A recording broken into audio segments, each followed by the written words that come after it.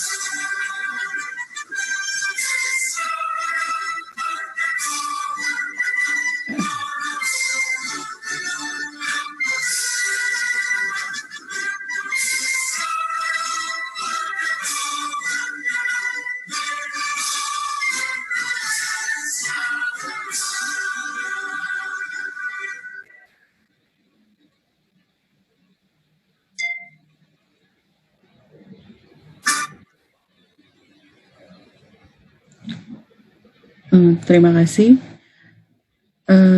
Yang pertama dan paling utama, marilah kita berdoa terlebih dahulu untuk langsung berjalannya kelancarannya kegiatan ini. Berdoa menurut agama dan kepercayaan masing-masing. Berdoa dimulai.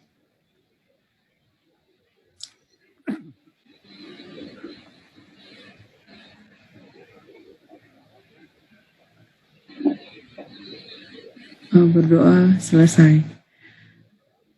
Oke, selanjutnya akan ada opening welcoming remark dari Bapak Rudi Lumanto sebagai Ketua CSIRT.ID. So next will be welcoming remark opening speech from Rudi Lumanto as CSIRT.ID, Chairman CSIRT.ID. Please, Mr. Rudi. Thank you, Ms. Rahma. Bismillahirrahmanirrahim. Assalamualaikum warahmatullahi wabarakatuh. Good morning, good afternoon, and good evening. First of all, I would like to give big appreciation and thanks first to Mr. Terada Sang. With Terada Sang, last time we met in Oman, and before that also we met in Edinburgh, UK. So I'm so happy that Terada-san can join in this event. And also big appreciation and thanks to Prof. Eko, our beloved teacher, friend, and role model. I think there is always new thing if I hear Pak Eko speaking. So I'm so happy to have Pak Eko here. And also to all speakers, Kamata-san, Pak Adli, Pak Zahri, thank you so much for having in here. The second thing that I would like to also explain, about the purpose of this seminar. The first one is to show that we have a concern and always try to involve in current cybersecurity situations. Unfortunately, the situation right now is not getting better, even in the pandemic. We know that cyber attacks always increase. That's why we always need expert insight to improve and extend our cybersecurity knowledge and capability to cope up with current situations and moving forward. And second thing that we think also that we still have something that we can contribute to communities and society. So when Pak Didin remind us that how if we can stand together again, because we believe that together we are stronger. So we together initiate this seminar. And the third thing that also this moment we'd like to introduce our new established organization called CSIRT.ID. It's already registered in the Ministry of Human Rights and Law in Indonesia.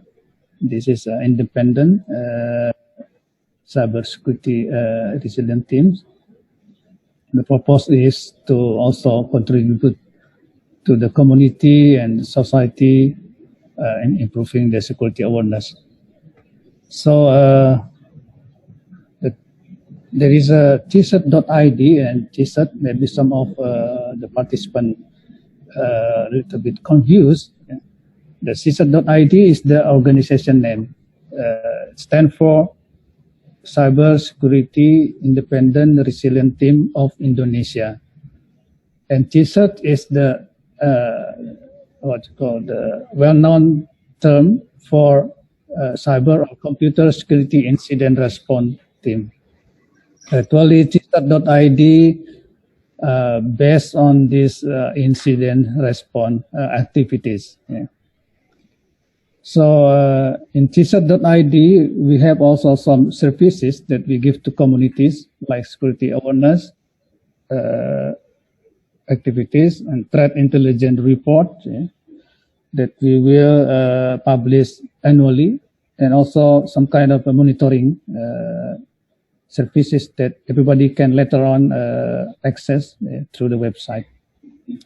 And also we had already done some activities this year, include the activities that, you know, trying to showing that we are interested in this security awareness, like Amazing Trace, Cyber Jawara, the National Hacking Competition, Red Mask, and else. So in this today agenda, we are happy that we will learn and of course refresh again our knowledge and also share the information about the current situation and how to cope this current situation with expert insight from Masato, Terada, and from Professor Eko, Dr. Zahri, Kamata, Adli, and also from Jacomo. Thank you again. I hope that this event will be a benefit to us all, and also we can move forward even we are now in the difficult situation because of COVID-19 pandemic. Thank you, and I give back to Ms. Rahma. Assalamualaikum warahmatullahi wabarakatuh. Waalaikumsalam warahmatullahi wabarakatuh. Thank you, Pak Rudi, for your speech. And then the next will be keynote speech from the Honorable Masato Terada-san from First Board. So, Mr. Terada-san. So thank you very much for and so please and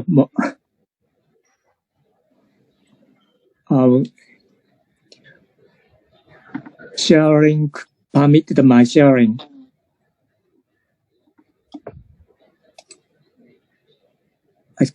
So sorry, excuse me. So please share my. Oops.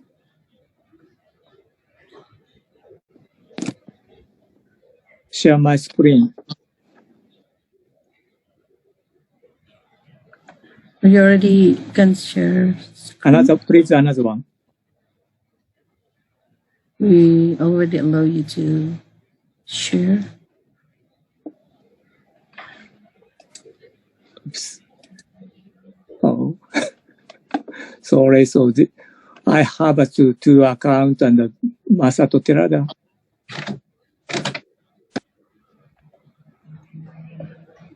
Oops. Oh, thank you very much. Okay. Okay, great. Hi, hello. This is Masato. I belong to the first board of directors. Today's topic is how can we strengthen regional CSIRT.ID community to solve your problem.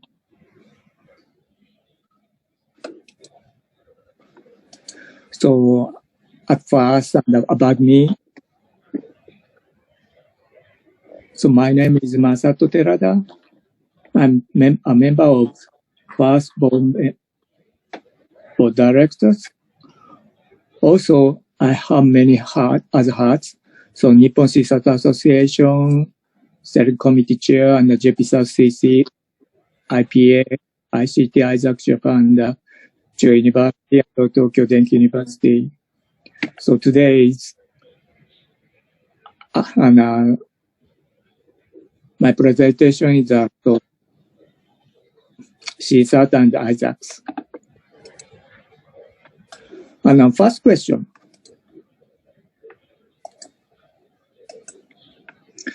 Why CSIRTs are needed? Let's start. What is an incident? So in general, an incident is a unplanned interruption to information technology or IT served on a reduction in the quality of the IT service. A computer security incident is an incident that has a potential or actual security implication, compromise or violation of your security policy that affected confidentiality, integrity, or availability. Generally, a security incident starts with malicious intent, but it is possible that cause was an intentional mistake. A phishing attack, DDoS attack, and administrator assistant mistakenly send the rest of all except exclusive user ID and the password to all the staffs. Next topic is what is incident management?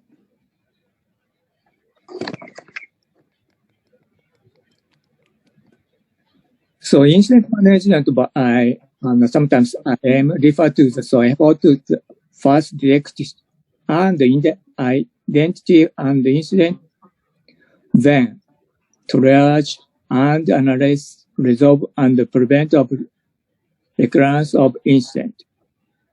Single incident might be managed by the single person if it is simple and of the minor impact. Conversely, if it is major impact, a number of staff might be involved. The primary goal of incident management is all forms to ensure prompt recovery of the affected system so that normal business can resume. So goal is a recovery quick to normal operations. CSIRT dedicated incident management team.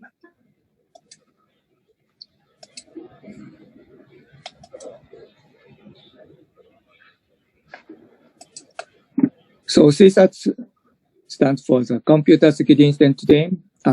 CSIRT provides the service and support to define the consistency for preventing and handling and responding computer security incidents. CSIRT provides a service and support through the incident life cycle. It's operated very much like a fine department. It is established as a centralized headquarters through but to minor to at-risk location. For instance, by using sensor and probes out in the press in the event, that is a fire breaks up. And the fireman have to either the building, which like the asset involve a mapping. When there is a fire, the fighters head to the source sense, review the damage, analyze the fire itself, and determine the course of action to take. The course does CSIRT does the same in the organized setting to offer the consistency. So CSIRT organization operates different from most fire departments because in computer security, multiple incidents can be handled in the parallel by the same person. While you are waiting for the data of incident, you can be working on incident B that requires the mistaking and organizes skills. Each CSIRT has a unique structure and a custom set of function and the services that it is implement.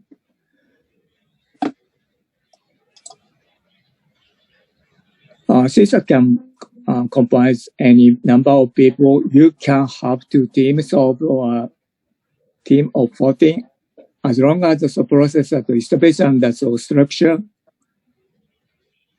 Everyone to the operating according to the defined policies and procedures. You yourself with your CSIRT to understand the structure, service provide, and the policy and the procedure under the which you will operate.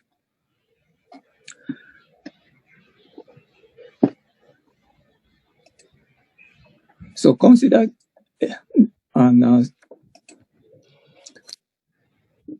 so determine the whether or not special CSIRT needed outside of the scope of organization. IT department can be difficult. So despite the fact that most IT departments set up the handle incident, most cooperated large organizations find the having an in-house CSIRT is a critical to the day-to-day operation. And so large operation organizations that more prone, there are two outside attacks, making the need for the separate CSIRT department or more apparent. The question that the slide help you determine whether your organization should continue to be the support by the general IT staff or some form of CSIRT. This is so basic CSIRT material. So next question is different between the CSIRT and ISAC. Different between national CSIRT and the enterprise CSIRT.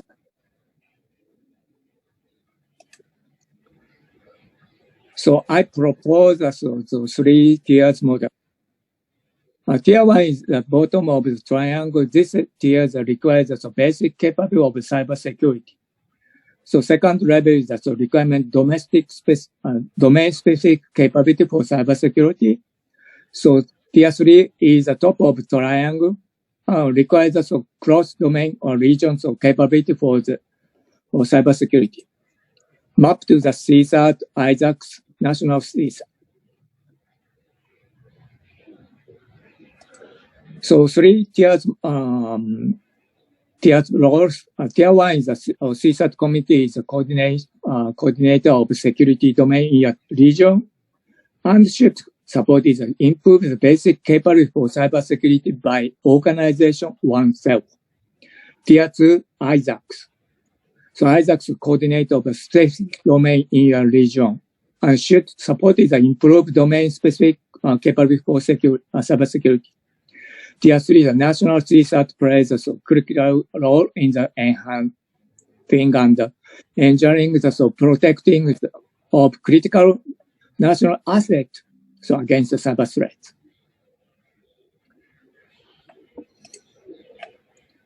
Status in your region, CSIRT committee in your region, ISACs in your region, how tasks, functions, roles can be split up between each tier in your region.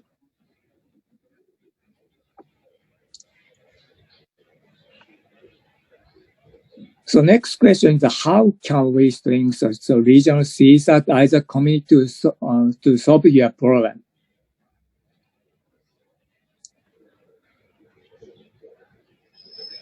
First one is ethics for incident response and the security teams. So the rest is ethics provided by first. It is important, the first one, duty of trustworthiness. So members of incident response and security teams have account to the many digital systems and the source of information.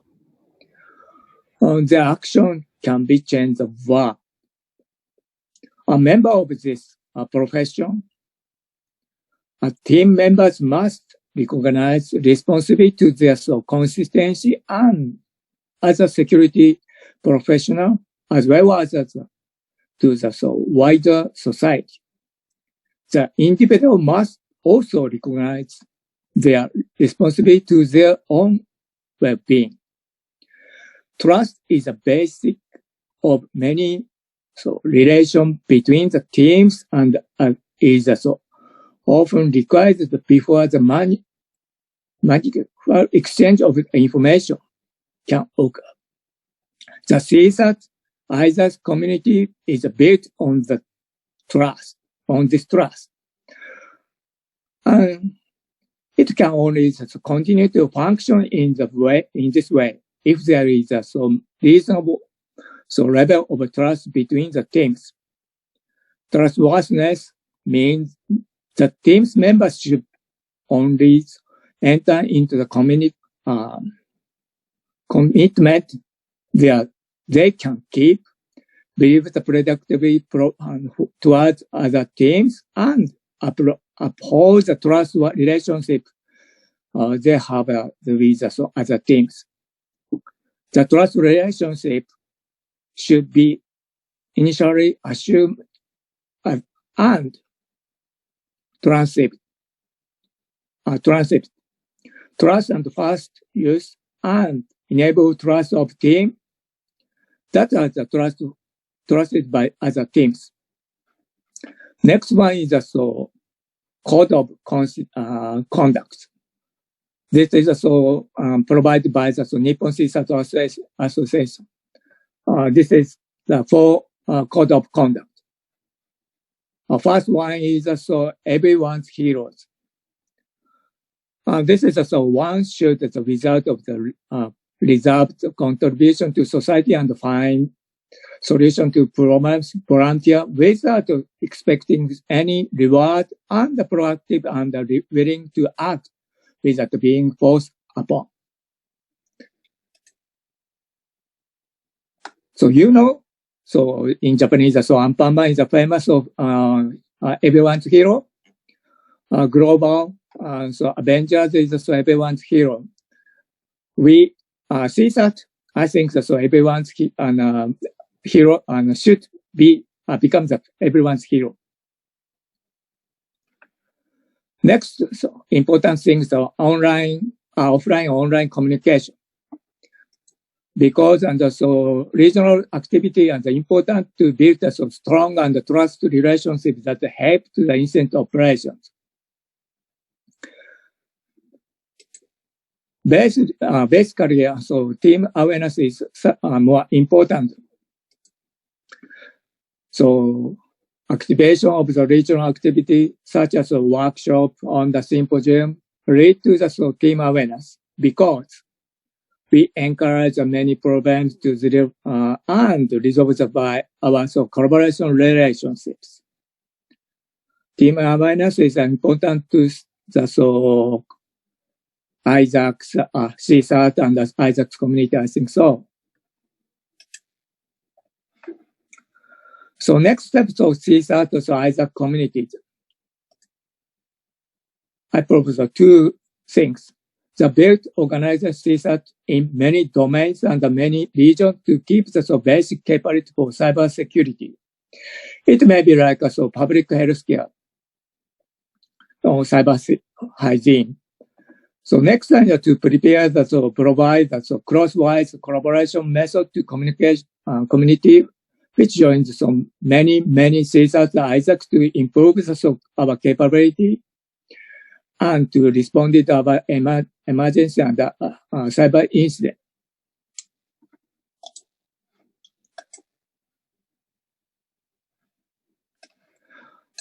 So it's a communication scheme. It's a large-scale community.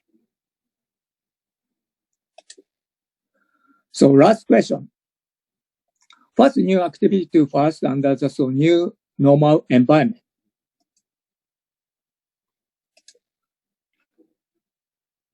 So I planned first LT. LT is first regional virtual writing talk session. So purpose is because of the impact of COVID-19. First PC and the symposium for 2020 was canceled, and we need to communicate with each other under the new normal environment.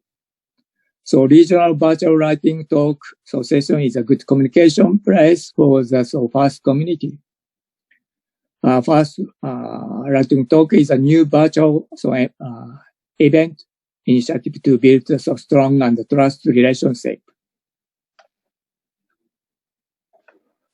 So that is the overview. So duration is 1 hour or 90 minutes max in length. And Zoom meeting as a time. So depending the region. I would like to plan the next month. So at the end of middle or end of January 2021. So timetable is overview is here. So opening, so mainly the writing talk. So lightweight, so communication, it is important, I think so. Then, so please join the first LT. And because build a strong and trust relationships, first and Indonesia. These are things. Closing. This is a CSIRT and that's amulet. Left side is a mouth closed, right side is a mouth open. Left side is a female, keeps the fortune. Mouth open is a mouth invited of the fortune. So in Japanese pronunciation, CSIRT is the same meaning to CSIRT with us. It means, so we will be able to invite good luck and protect cybersecurity threats by collaboration with your teams.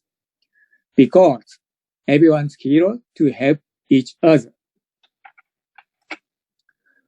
So we are tied as a team, CSIRT, ISACs. That's all. Thank you very much.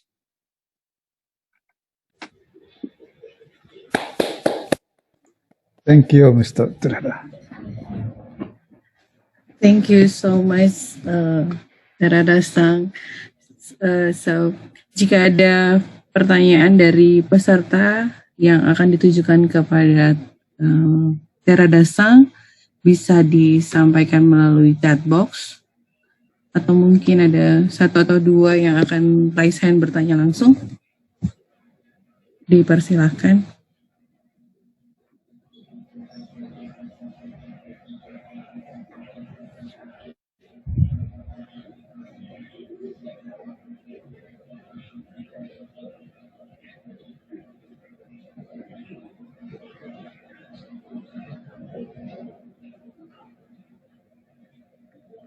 Jika belum ada atau mungkin nanti akan disampaikan pertanyaan untuk Terada bisa disampaikan chat box dan nanti akan kembali kepada Terada untuk menjawab pertanyaannya. Untuk selanjutnya, for the next will be first session panel. The moderator will be Mr. Solahuddin from CSIRT.ID. For the speakers, the first speaker will be Pak Eko from Pradita University. And then the second will be Mr. Jacomo from CYMRU. And the third will be Pak Adli from APNIC. And then the fourth speaker will be Kamata from GP F-ISac. And the five speakers will be Dr. Zahri from GSM. And the last speakers, but not least, will be Pak Salman from CSIRT.ID. And then Mr. Solahuddin, are you ready? Yes. Okay, so take your time. So for all the participants, please enjoy and for the first session panel. Thank you. Thank you, Ms. Rahma. It's already announced who is the speaker in this panel session. Each speaker will have 10 minutes time slot for the presentation or any talks you want to deliver. So please keep in mind to watch your time. And then for the participant, I hope you, during the presentation, you can prepare your question.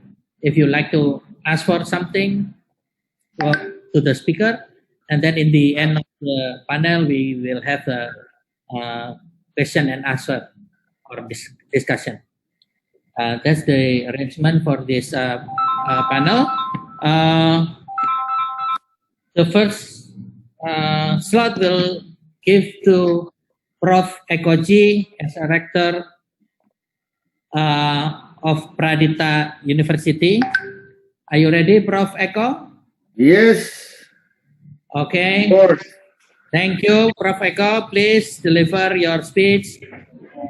Or if you like to present something, you can ask to Ms. Rahmat to allow you to share your screen. Okay. Thank you so much, Didin, my friends. The Honorable, all my fellow, Rudi, Lumanto, and then Mr. Adli, Mr. Terada Masato-san, Kamata-san, Dr. Zahri, Mr. Jacomo, Piccolini, and also Pak Muhammad, Salman, apa kabar? So, good morning, everybody. So, thank you for the 10 minutes. So, it's like a very quick attack, 10 minutes, yeah? Okay, let me start my timer so that I will use my time effectively. Welcome to the first conference on the CISRT and ISAC rules. So let me share my presentation. So I will start this panel discussion by sharing with you my thoughts regarding what is CSIRT and ISAC rules that are expected to be conducted within the cyber security ecosystem. Mr. Didin, can you see my presentation and hear my yes, voice clearly? We can hear you and see your presentation, Prof. Okay, no attacking agenda during the Zoom? No. Okay, thank you. Here. So, the keyword is cyber resilience. If we look into the definition of resilience, it means the ability to prepare for adapt to changing condition and recover rapidly from any disruption. It includes the ability to withstand and recover from the attacks, of course, especially because of the accident and naturally threats or incidents. So we call that we have our system in a good condition of cyber resilience if we can organize the effort so that we can not just anticipate, not just minimize it, but we can learn from the attacks and try to avoid those catastrophe happen in the near futures. So an organization has a cyber resilience if it can defend itself against attacks, limit the effects of security incident, and guarantee the continuity of its operation during and after the attacks. The problem is, unlike other attacks, other physical attacks, what I mean, you can isolate the attacks. You can see the person, you know the territories. But in terms of cyber, things get more and more complicated. Because cyber is the connection of all server, all computers, all computation resources you can find in this world. And those interconnectivities doesn't really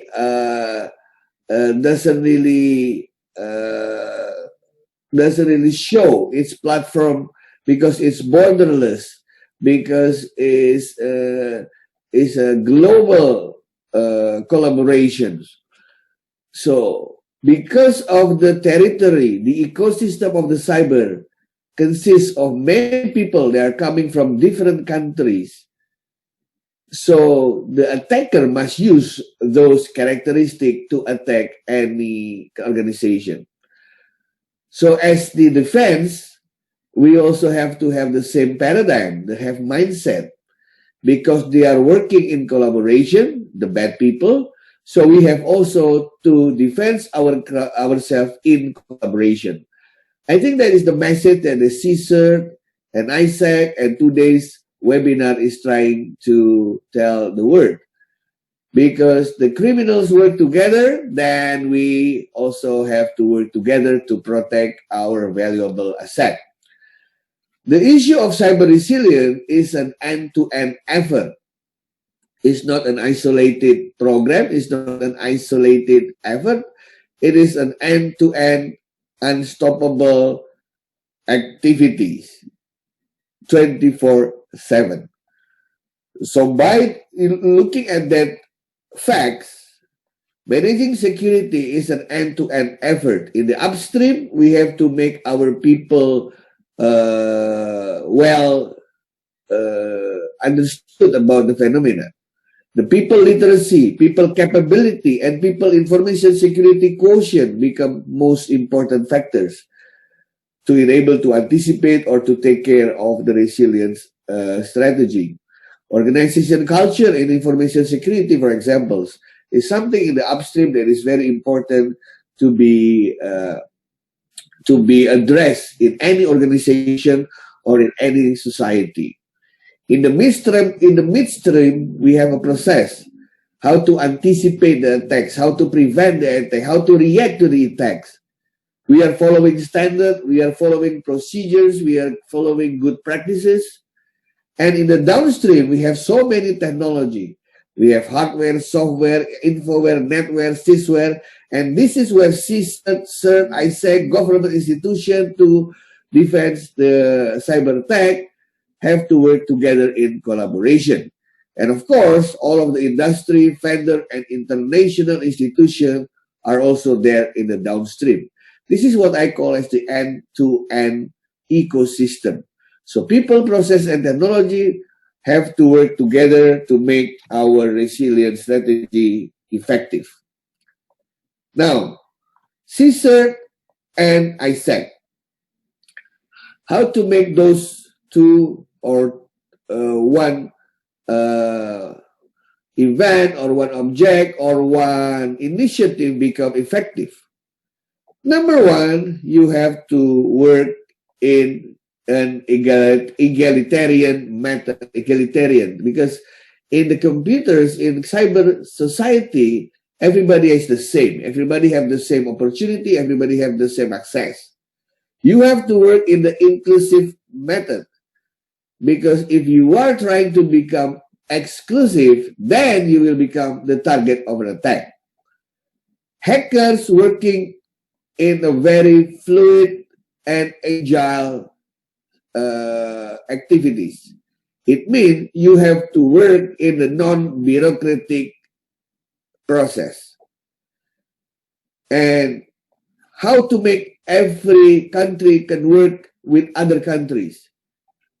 The recipe is trust. Like today, we have many friends from other countries, not just friend in the activity of cyber crime or cyber security, but a real friend. I trust Kamata-san where I see his eyes. I trust Mr. Adli because we have many experience in the past. And the most important thing is we share the same vision, which is to make the cyber become a better world for everybody. We try to secure them. We try to make people enjoy and not afraid of being connected to the cyber. I still have 2 minutes. Now, what to be shared? Because ISAC stands for sharing. We can share good practices among us, among countries, among societies. We can share if we found new threats so that people can anticipate the same threat. We can share our intelligence, not just in the internet, but also in the underground, in the dark web, in the dark net. We can share our mitigation practices, which is fail or succeed. We can share our monitoring system. We can share also our knowledge. This is thing that we can be shared among us. And the Neo CISRT in action, I call it Neo because we have to make our CISRT become more agile and more relevant to the dynamic of the industry. Let's do a weekly drilling instead of 3 monthly or 6 month or semester drilling. We like to do drilling. Why don't we do it every Friday, for example, or every Tuesday, or every Sunday? We do it because practice makes perfect. We conduct a technology update, the webinar like this. Why don't we conduct it every month from one place to another place? We can conduct joint research and development together. We can connect our ears and eyes, by meaning is our sensors. We can give across services and resources. So Indonesia can help Malaysia, Malaysian can help Brazilian, Brazilian can help Japanese, Japanese can help Indonesia. So it's a cross service and resources. And yes, offensive is still the best defense. We have to start thinking about this, Mr. Bisyron, Pak Salman, Pak Rudi, because in any other sport, offensive is the best defense. But we have to use not a bad offensive, but offensive as the academic practices. So my 10 minutes is up, Mr. Dinin. So I will end my presentation by giving you this quote. We are here because we want to share, and sharing is caring, my friend. Thank you so much. That's my introduction. Thank you, Prof. Eko, for the excellent presentation and very pointing to the problem. And it's also time manner. Thank you. And for the participant, please, if you have any question, please write your question and then put it on the chat board for the later question and answer session in the end of this panel session. So the next speaker will be Mr. Jacomo from Team CYMRU. Please deliver your presentation on or talks for the next 10 minutes. Are you ready, Excellent. Mr. Jacomo? Yes, I'm ready. Hello from Brazil. So, please. So let me share my screen here.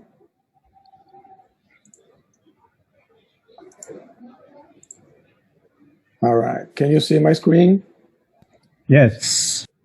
Okay, excellent. So I'm going to talk about the topic of today, on how tools, are important and they can help CSIRTs, network operators, and also ISACs, on resiliency and stability of the internet.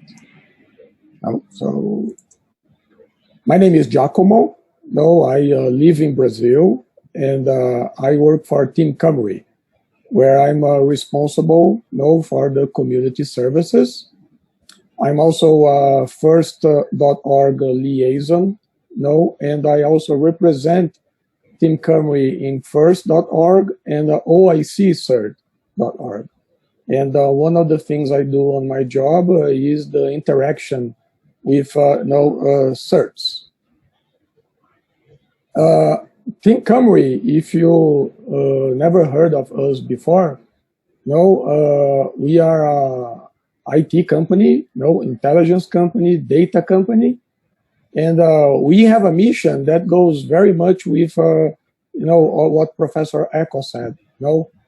Our mission is to save and improve human lives, and we do that by empowering our partners, with data and with intelligence. And just to give an overview about our engagement with the community, we had 133 national CERTs that are members of our CISRT assistance program.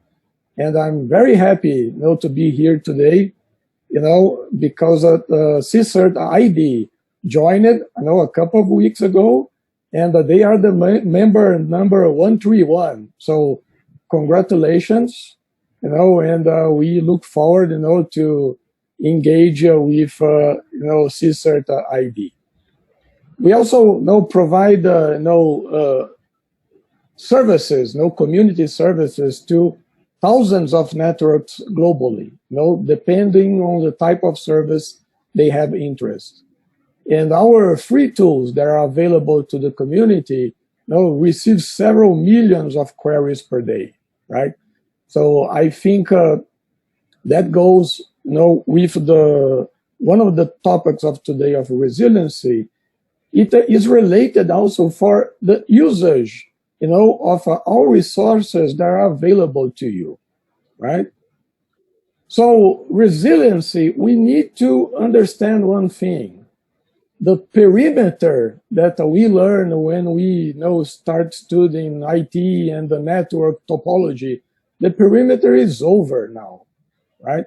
We don't have more a clear distinction between what is internal network, external network, or DMZ. It's all getting very confused. And we are saying this for many, many years, that your own infrastructure is going to be used against you. And we saw a real example of that, in the last week.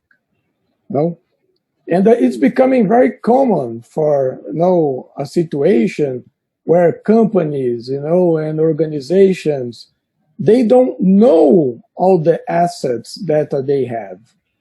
Because today we rely in cloud solutions, or we start a project that is not in our network, it's outside, and we leave those things later. We abandon those. Or we switch from one cloud provider to the other, and we leave things behind. So we need to go back, and address the situation about the inventory and where our assets are. And we need to think, that the worst case scenario that sometimes we do a tabletop exercise, and we think this could be very impossible. This is becoming the new normal, the reality. And we need to stop as a community to accept the no's, right? Oh, I don't have backup. Oh, I don't apply patches. Oh, I don't have logs for that machine. Oh, I cannot do a recovery of the system, right? So we are listening, quiet, people saying no's, and we cannot accept that anymore. So Team CYMRU has several services available to the community, all offered at no cost. Our new service is the Nimbus Threat Monitor that is for ASN operators, anyone that has internet traffic, own on a block or have their own ASN, right? We have a vetted list for daily news about security. So if you want to stay tuned about what is happening. Now we receive like 100 submissions a day, and we post the 8 that we think are the best. We have our Bogon peering service. We have an IP to ASN service, that's very interesting for investigations as well. Our malware hash registry, and our unwanted traffic remove service that we call UTERS. This is going to have a revamped version next year. So maybe in Q2, April, maybe in June, around those times, we're going to have the new version of UTERS that we are going to include many things. For instance, support to IPv6 and support to larger announcements. So it's going to be a huge improvement in that service. And also the CISRT assistance program, but this one, it's only for national teams and the qualified teams. And one thing that struck us, in the beginning of the pandemic this year is that everybody was going to start to work remotely, or stood remotely, and we are going to face, a very big reality of the no more perimeter, right? So we made available, and it's still available today, no cost, our reputation lookup. So you can go here and put IPs that are people connecting to your network, or IP you are doing an investigation, and then you need to know what Team CYMRU knows about that IP in terms of a reputation, right? So you can do queries up to 50 IPs per time, and we count that you are not going to abuse the service, but it's very helpful because it can give you knowledge about IPs that may look to you, okay, but they may are not okay. They can be a proxy, a compromised proxy, or other kind of malicious activity, So I do recommend you to take a look.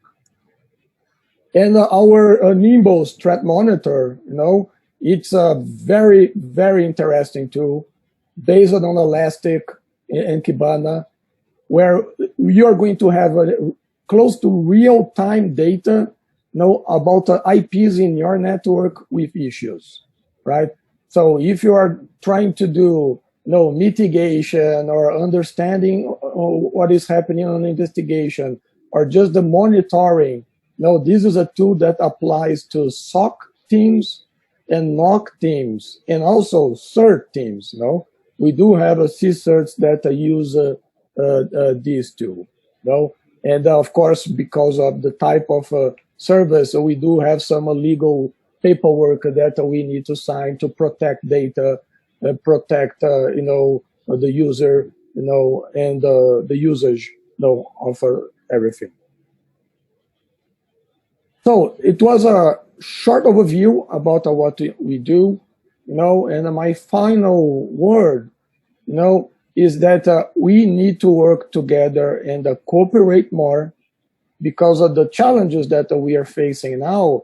They are much more global than used to be before, because we have now things running that affect us. They are everywhere, on the internet, outside your jurisdiction, outside your country, sometimes even outside your region, right?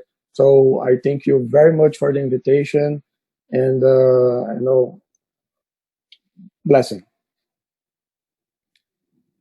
Okay, thank you, Mr. Jacomo, for very a short presentation, but very pointed to the mission of the CISRT, and also the services will be given to the community and the tools what we need to operate the SOC or any other services.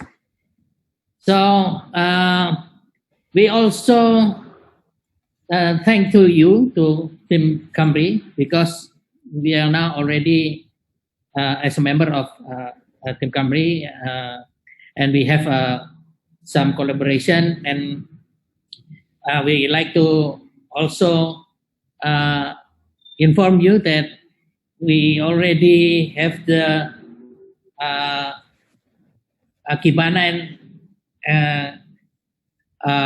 website to monitor the traffic that the data is given from the Team Camry. You can access it from the website, the netmon.CSIRT.ID.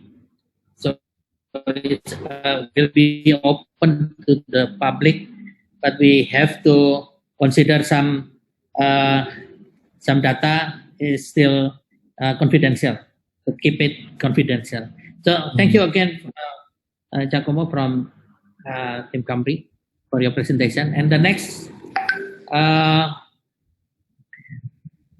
slot will be Mr. Adli from APNIC. Are you ready? Ready. Okay, Pak Adli, please deliver your presentation. Okay. Good morning, good afternoon, everybody. Assalamualaikum.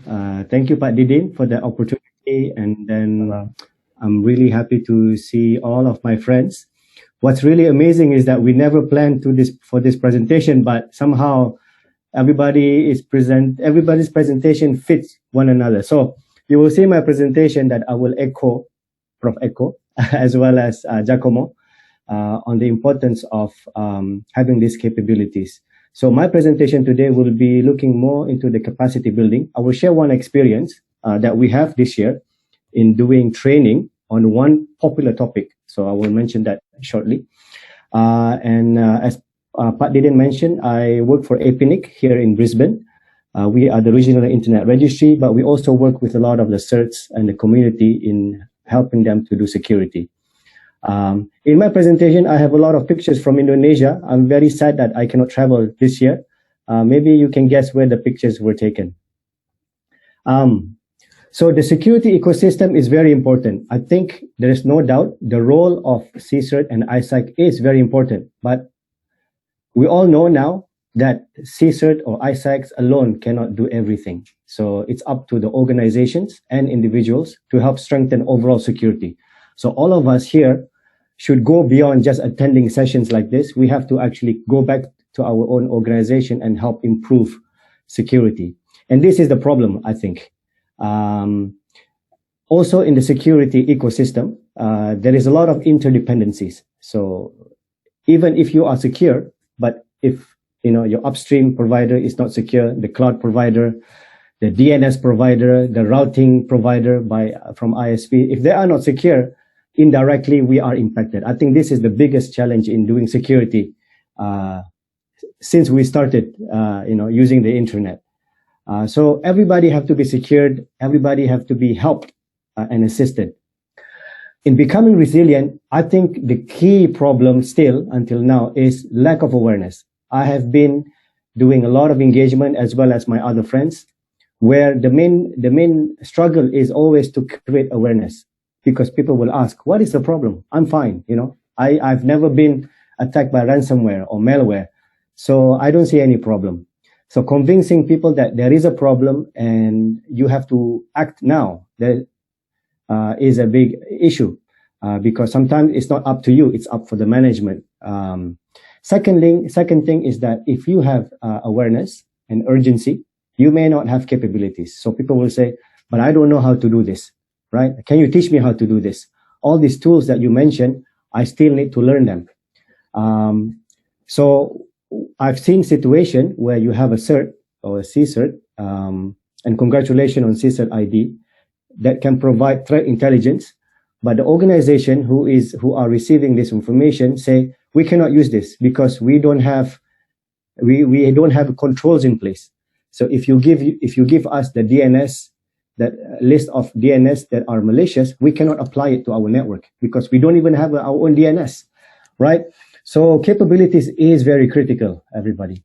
And last but not least, I think this is the problem in some places where they say we don't have resource, we don't have people, we don't have money, we don't have time. But this is a fundamental problem. I hope in Indonesia, you don't have to convince people anymore that they must invest in security. Increasing preparedness is key. And I think capacity building is a big issue here. But let's look at it from one aspect. How do we upskill everybody so that they can do security? And this means they understand how to do risk assessment, set up security controls, maintain it, run it on their own, so that they can apply the security. The challenge here is that there are so many different skill sets involved in doing security. And sometimes in some organization, there's only one person doing everything, and this is not possible. Secondly, it's a security foundation knowledge. I think Prof. Eko mentioned this already.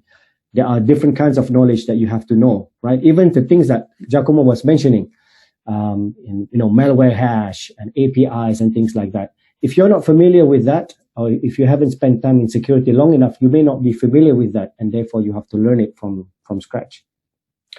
Now, I want to share one example. This year, guess what is the most popular course we had that we do virtually across the region? So the most popular one is security monitoring, obviously, because everybody is now working from everywhere. So there is no perimeter, as Jacomo was saying. And people say, okay, we have to finally do security. But if you want to teach this subject, there's a lot of concepts that you have to understand. And this cannot fit in 3-4 days. I mean, you can share it, but to some people, this is all new to them, right? The concept of collecting logs, centralizing it, developing rules for detection, alerting, investigation, and using this information to know what you have and use this information to improve security. It's all new. So we're not just teaching one tool, Elasticsearch. We are teaching a lot of many, different concepts. And I find that in my class, there are people who are already very advanced. There are people who are just starting out. But at the end of the day, we have to help everybody. But everybody have a different pace.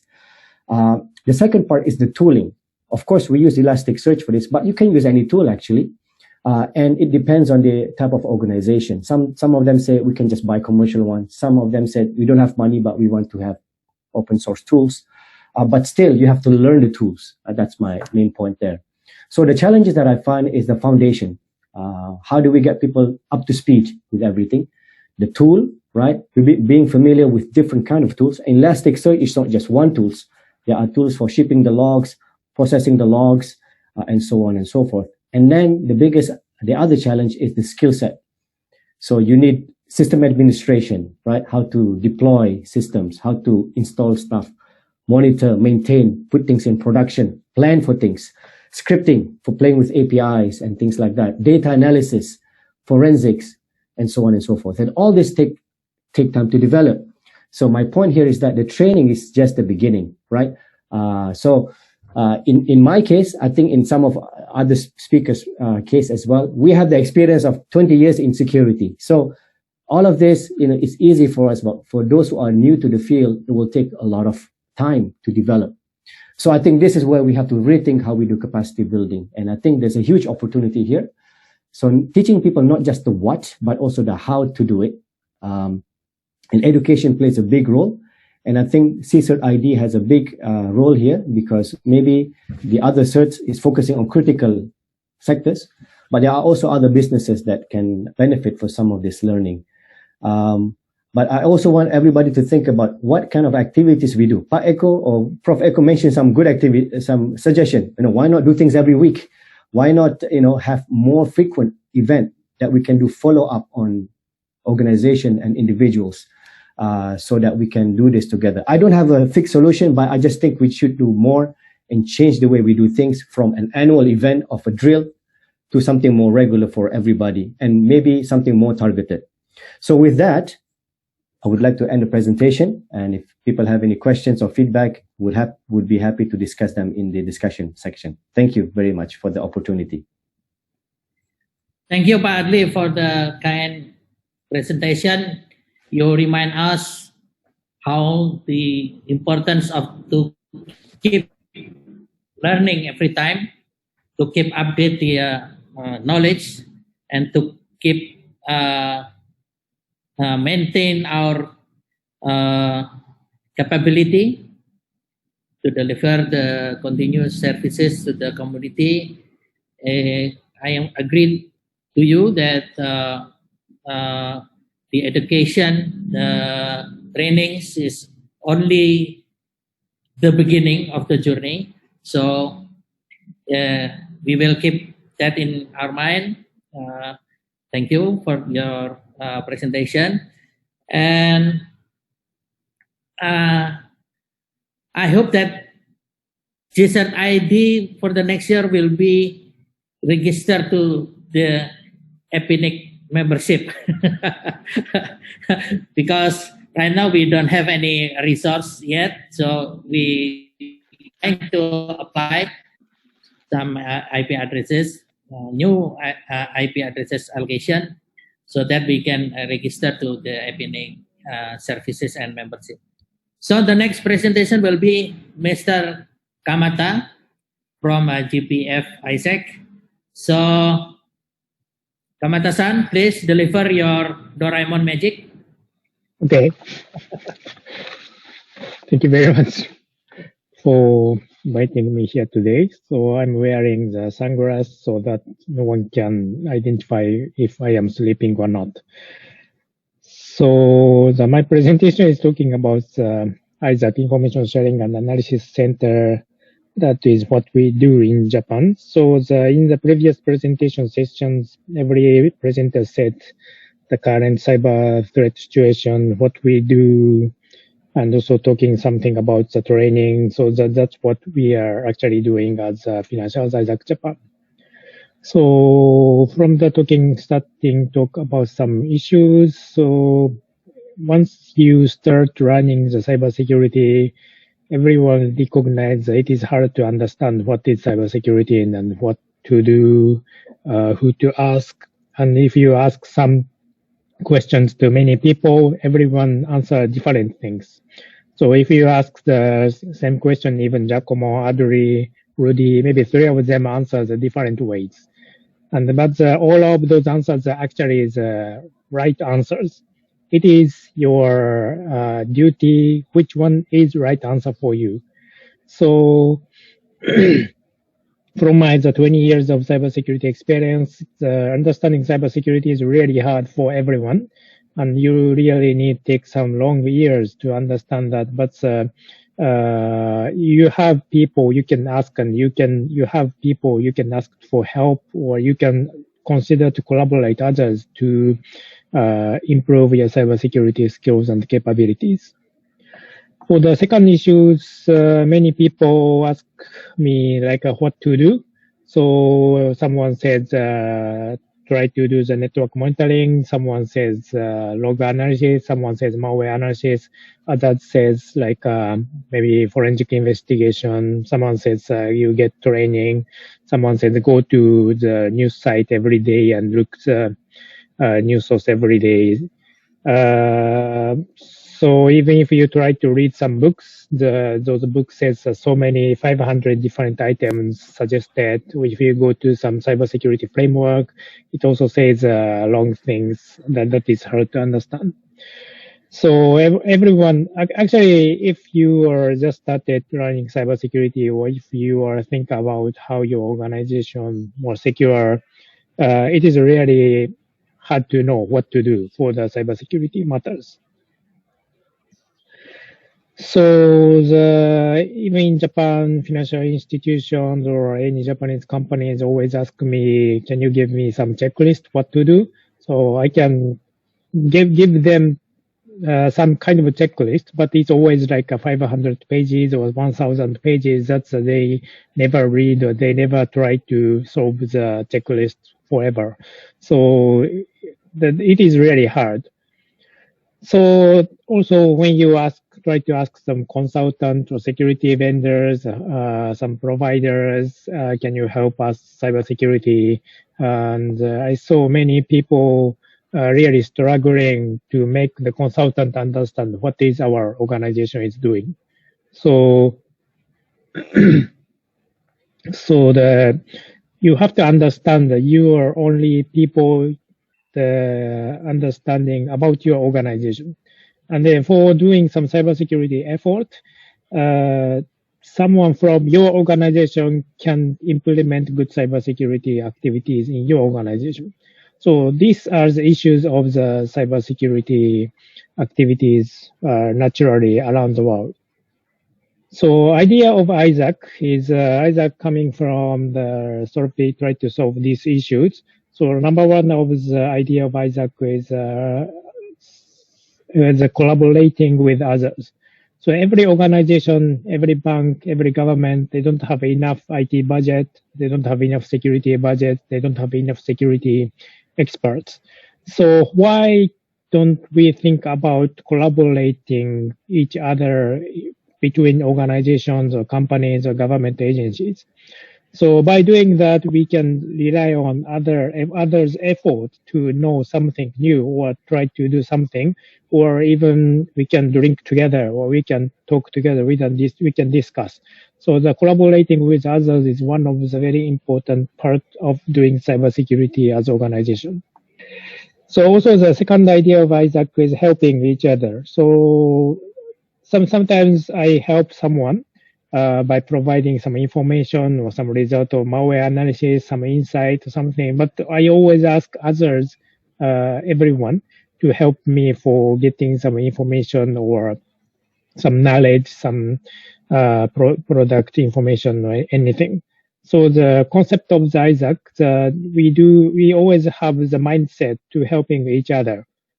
So if there's any chance I can help someone, I always help those people so that I can ask others to help. So that is the concept of ISAC, and that is very important part. And then also the ISAC activities, we focus on sharing. So, but we don't focus only sharing the information. We share ideas, knowledge, experience. So it's actually saying same things, collaboration, helping each other, sharing. So these are the key concept of the ISACs and the important part to work with others. So as F-ISac Japan, what we do is we currently have 417 members from Japanese financial industries, mainly from bank or insurance companies, securities companies, or credit card companies. And one of the slogans we have in F-ISac Japan is cybersecurity is not competition matters. So many corporate executives, many people said as between two banks, they are actually the competitor in the business agenda. But we should not consider cybersecurity as a competition agenda, because if Bank A cybersecurity is very weak, we will lose the trust of the financial industry for Japan. So we have to think about cybersecurity is a mutual agenda. Very important for everyone of financial industry. And we always say cybersecurity is not competition matter. We should help each other on cybersecurity. So actually what we do is we develop the best practice documents. So if there's any new malware or new cyber threat, new attack coming, we discuss and develop some documentations or mention the best practice, or we also organize some exercise for every members to have make them better capability of cybersecurity or incident response. So we provide training for our members for free, so that they can improve their skills and knowledge. We, of course, do information sharing. We use some portal site to share the information, and anyone can share the information. We see around 20 to 40 different communications running every day in our web portal. So we organize conference, we organize workshops. So we think the ISAC is a community for helping people, helping each other on cybersecurity agendas. And then the top level cybersecurity experts in financial industry are always happy to help others to make them having the better cybersecurity capabilities. So also as F-ISac Japan, we mainly work for Japanese financial industries, but we also work with F-ISac, that is a United States financial industry cybersecurity activities organization, the ISAC of the US financial industry. And also we talk with Korean financial industry in Thailand, other countries, financial industries. Also, we work together with Japanese government agencies. Financial Services Agency is a Japanese financial regulator, but we still work with them to make the Japanese financial industry cybersecurity better. So we have the National Cybersecurity Center. We also provide some information to them, or we discuss with them for making the Japanese cybersecurity capability better. So we always focus with help someone, work with someone, collaboration, helping. So those things are very important. So one of the key activities of myself is we provide the Cyber Quest exercise. This is a hybrid exercise of the tabletop and cyber range. So by providing this exercise, everyone who attends exercise understand what is important part for the incident response, especially for the large scale or serious one. So I will quickly talk about the Cyber Quest. So Cyber Quest is our activities, both of the technical and the tabletop exercise. We provide those two different scenarios. So for the people who attend the technical scenario, we develop their systems. So this is like an internet banking system, website, email servers, proxy servers, internet, or something like that. So they build the system and they monitor the system. So then while they set up those environments, the exercise controller, so we have the red team people who are the attackers. They will conduct cyber attack to this tech team environment. So if there is anything happens, tech team will identify the issues, or someone from the controller side, for example, the customer will make a phone call to the bank asking your website is down, or your website is defaced, I'm infected malware, or my money was gone from my bank account. So the management team have to respond customers for that situations, or they also have to talk to CISO for telling what is happening. So this management team have to collaborate together with tech team for understanding the situation and also handling the incident. So this is a quick introduction of the Cyber Quest, but I have actually the movie of Cyber Quest so that you can have better understanding.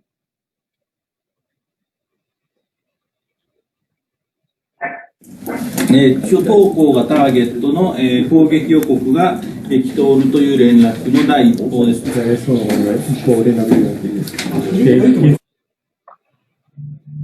Sorry. So in this scene, so you can see some mask of the face here. So this is like anonymous is declaring the cyber attack for some bank, and these people are executing the cyber crisis response team and discussing how to respond, what to do, or something like that. 現在確認中ですということで、真偽についても確認中です。メールありますか？じゃあ入れてみますか。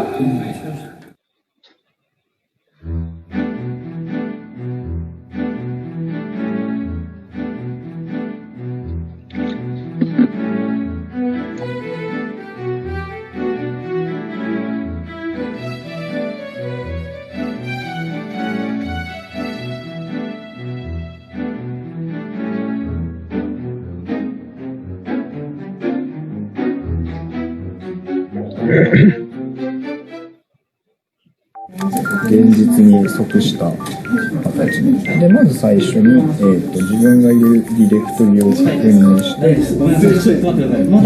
コールセンターからの情報で、ホームページの改ざんで、脅迫文のようなものが、感染始まったので、10分ぐらいに清掃機ぽいですね。ぽい。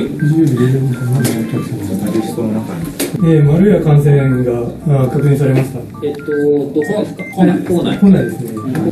お客様の情報が外部に漏洩している恐れがありますという事実が確認されました。今のベントルは全部統合していただいた方がいいはずですので、今の端末とサーバーのイベントログを書き出してうちに持ってくるかしましょう。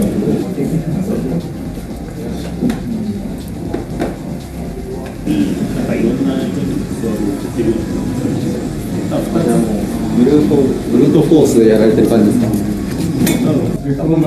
多分まず止血なんで侵入経路がわからない限りまたやられるんです。そうなんです。だからその戻すのを急ぐ理由はあんまりない。まず止血の方。今封金っていうトランザクションが発生して処理されちゃったんで大丈夫です。されました。引き出しされないようにという対処なんです。じゃあ僕は外出てないんですよ。なんで、そもそもこれ出てないんじゃないかな。これ探そうよ、これ。これ何の端末なんですか？調査に関しては、正直復旧の見込みが復旧というか原因のところが見立てがつかないという話はあるんですが、まだこの点と点と点が全部線につながる可能性もあるので、なのでそこはちょっと整えながらいいですか、情報共有しながらやる必要があると思います。はい、それでは、チーム A の方でご報告をさせていただきます。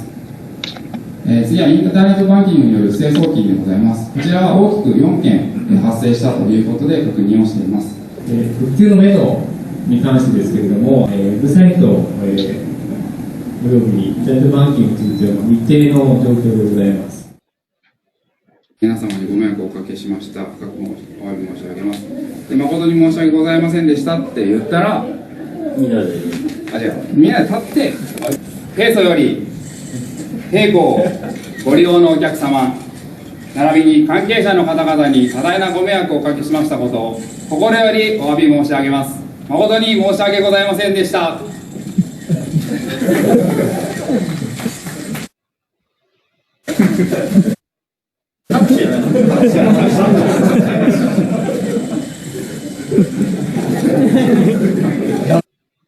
Okay, so this is our exercise, and we did this kind of training is very effective for people understand what they have to do for preparing for cyber attacks. And also we develop this exercise by ourselves. We don't depend on vendors. We don't depend on consultants.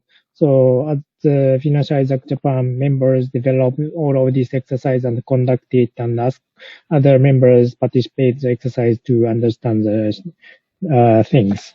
So we already doing the ISAC activities for 6 years, and based on our experience, the key success factors of the ISAC, number one is community driven. So we focus on doing these activities by industry. So we don't try to depend on anyone external of the industry, like government agencies or vendors, consultants, or even the very famous cybersecurity professional. We pick people from our industry and make those people drive the community for making our information sharing and activities very active. And then also having the same industry, making the people come from the same industry is always a very good idea to have the better, smooth discussion. Because, for example, only banks have the ATM machines. So if we are expecting to talk about the ATM security, only bank people can talk about that. So we don't talk to car vendors, we don't talk to ISPs.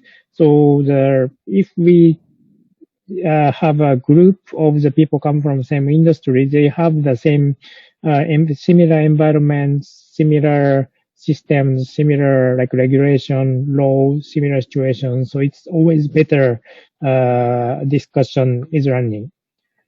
So also for doing the information sharing, we set our traffic light protocol as information handling policy so that people can comfortable to share the information.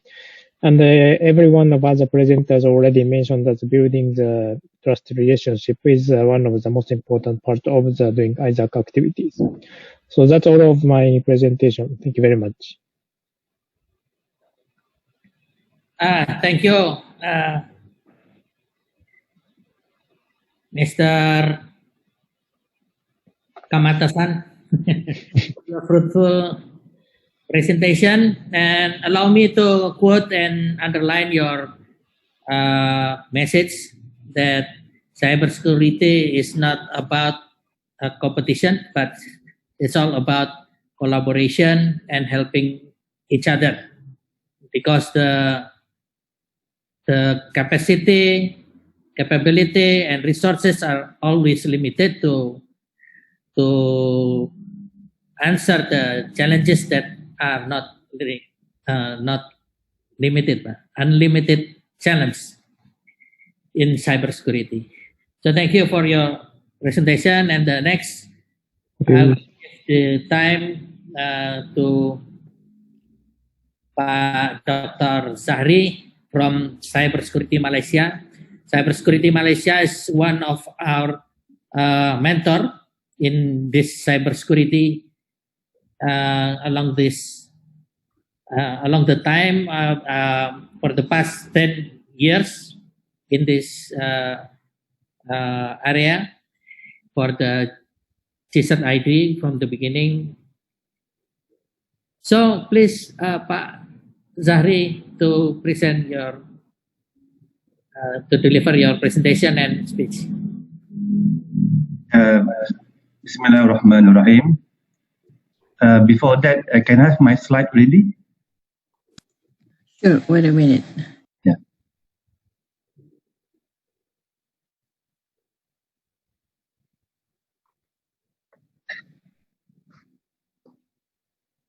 So while waiting the slides to be ready, inshallah, Bismillahirrahmanirrahim. Assalamualaikum warahmatullahi wabarakatuh. Selamat siang. First of all, thank you very much for the invitation, for me to be part of this event. Thank you, Pak Rudi, for the invitation. And again, congratulations, on the establishment of the CSIRT.ID. I believe it is a new setup, right, in Indonesia. Yeah. Right. As mentioned by Pak Didin, I'm from Cybersecurity Malaysia. Cybersecurity Malaysia is a technical agency under the Ministry of Communication and Multimedia Malaysia. We are focusing in, cybersecurity matters, focus in technical aspect. Right.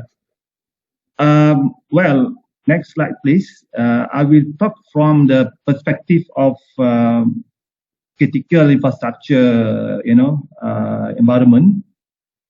I believe, we're talking about resilience, right? These sectors are very important because they're the one that provide critical services to the nation. And for example, is in Malaysia, right? We have defined our critical sectors in 10 sectors. And this is the vision of our critical infrastructures policy, which is, our critical infrastructure must be secure, resilient, and self-reliant, infused with a culture of security, it will promote stability, social well-being, and wealth creation.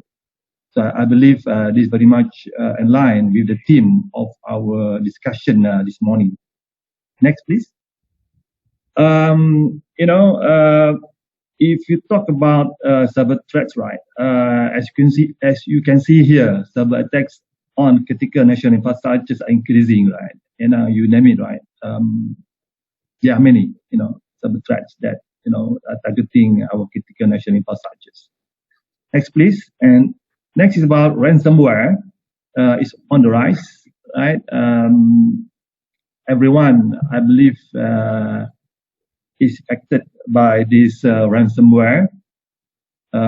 These are some of the cases that I managed to gather from the, news.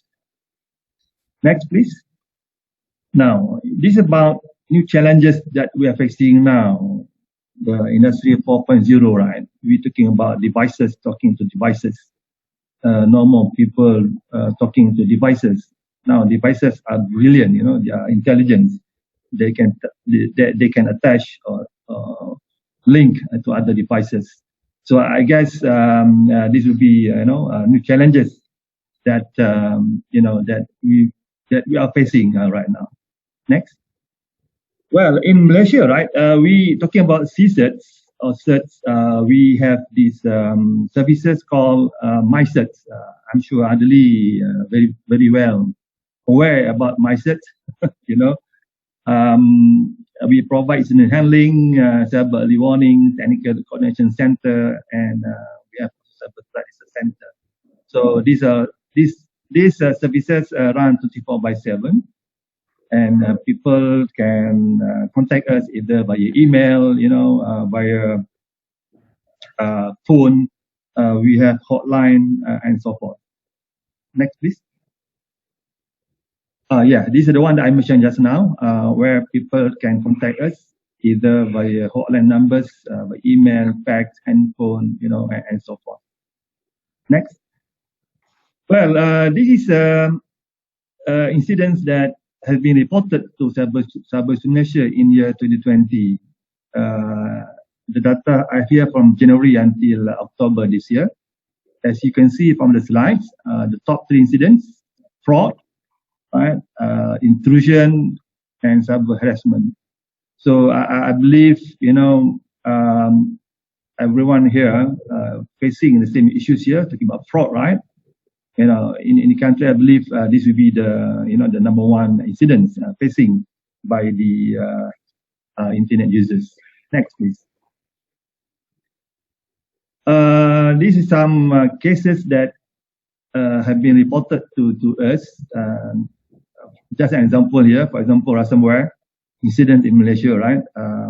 Targeted broadcasting institution, the media prima, and also our postal services. Right, ransomware incidents. Next, please.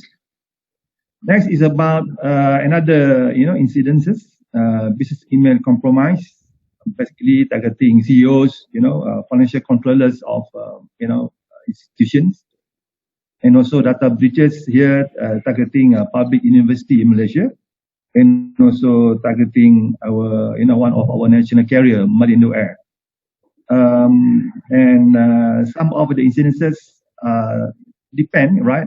For example, like Malindo Air, right? It's not very much on external threats, but it's very much on internal threats. It's about insider threats. People, a person who have been, like disgruntled employee, right? Disgruntled employee. So he has, the person has data about the company. And when he left out the company, he has access to the data and expose the data to the outside world. All right. Next, please. Next is about I'd like to share with everyone here case study, real case happened in Malaysia. APT, targeted CNI organizations here. So we have a team called CYMRU, Coordinated Malware Education and Remediation Platform. This application is able to monitor, detect, notify, and quarantine. Quarantine the malware. And once the malware has been eradicated, you go to the next phase, which is recovery, and allow the end users to access. So next, please. This again is a real case, just for our reference. So we did it in 2 phases. First phase is about detection, And the second phase is about eradication. Next. Next slide, please. Right. This is real case again, right? Type of malware that we found in that particular organization, right? Like Proxifia, WannaCry, Proxif is a Trojan kind of malware, WannaCry, and many others. So we categorize this as is high severity, a kind of malware. Next, please. Right. For this particular incident, right, we received report about the infection, and this particular, organization hosting a command control kind of, malware. And we did forensic imaging and analysis for about 1 month. It involved quite a number of servers and endpoints. And from our observation, right, this is really a targeted APT kind of attack, right? So next, please. As I mentioned, right, the users targeted quite a number of servers in a particular organization, right? And what we concern, is about large file large files transaction across the outside network that supposedly not to be happen, right? But somehow it's happened, and it has been there for the past from the time span. It's about since 2016. It's many years already, and we believe that this could be done by many groups, but still unknown, and very sophisticated kind of tools that use, that have what I've listed there in the slides. So next, please. And talking about resilient, right, at the national level. So if I can, use the definition used by Pak Eko, right, the ability to prepare, to respond, to recover when cyber attack happen. So I believe at the country level, we need kind of some kind of national cyber crisis management plan in order for for the country to be ready, right, to be able to recover and respond in the event of cyber attack. And in Malaysia, we do have this so-called national cyber crisis management plan, and we also have so-called National Cyber Coordination and Command Center. Is under the purview of the National Cyber Agency, which is currently under the Prime Minister Department. So in Malaysia, for everyone understanding of everyone information, it is centralized at the, in terms of coordination at the national level. In the event of crisis, it is coordinated at the, Prime Minister Department under this particular, agency. National Cybersecurity Agency in Malaysia. Next, please. And talking about resilient, right? We, as some of speakers mentioned, right? We have the knowledge, but we need to practice this, right? So in Malaysia, we do have the National Cyber Drill, whereby we work with the last time we have the National Security Council. We work with them. We provide the technical support, and we do this so-called national cyber drill, in each at the national level, right? Involve all level, all stakeholders, all critical infrastructure organizations that I mentioned just now, and we have done this for many years since year 2008, and the last one we did in year 2017. So for the follow-up, right? I mean, for the upcoming activities, rather than focusing on too many sectors like this, the strategy now is to focus on, in specific sectors. For example, banking and finance, we do it by sectors, Security Commission, another sectors, and so forth. Next, please. This will be my last slide. In my view, right, when talking about resilient at the national level, and as we mentioned by many speakers, is about partnership, right? It's about working together. So I believe public-private partnership is very critical, in order to provide resilience, in the country, because it provides, certainly it will be strengthening the resilience of the country. Certainly it will be able to increase sharing of information for experience, and certainly will be enhancing our capacity building and technical assistance. I think that's all I have here. Again, thank you very much for the invitation for me to participate in this particular very important event. And congratulations again, Pak Rudi, on the establishment of the CSIRT.ID Indonesia. Thank you. Assalamualaikum warahmatullahi wabarakatuh. Waalaikumsalam. Waalaikumsalam. So thank you, Pak Zahri, for your kind presentation. And I like to emphasize your message that, again, collaboration is very important, partnership with all of the stakeholders will be the key of the strengths, the resilience. Thank you again for your kind of presentation, experience sharing from Cybersecurity Malaysia. And the next presentation will be from CSIRT.ID, Pak Salman. Are you ready, Salman? Okay, thank you, Pak Didin. Is my voice clear? Yes. Please deliver your presentation, Pak. My voice clear? Yep. My voice clear? Yes, Pak. Clear, Pak. Okay, thank you very much for this opportunity. It is a great event, I think, so because we meet our old friends and also great mentors in cybersecurity fields. This is Prof. Indrajit, Mr. Jacomo, Mr. Adli, Mr. Kamata, and Pak Zahri. So it is great to have all of you here.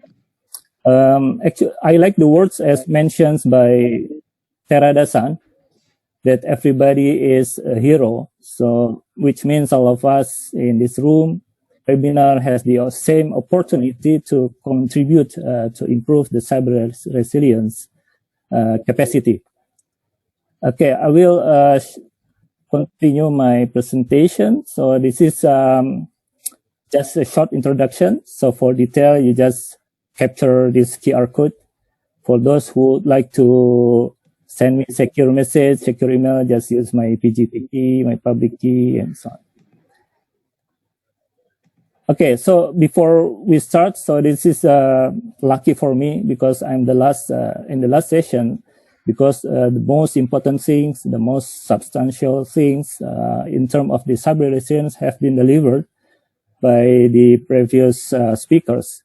So thank you very much. So just as a background, what is happening today actually, especially in Indonesia, because this is also have to be addressed by the roles of CSIRT and also the APNIC.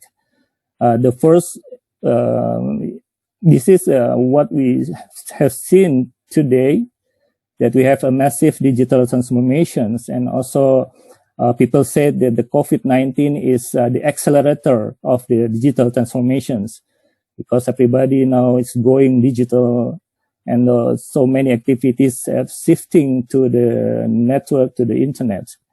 And also more connectivity and rapid data growth. We will see what is the impact with the connectivity, with the internet traffic, and so on. And also the rapid data growth, which the data is changing every millisecond. Yeah? And then there is a high level of volume of the data coming in.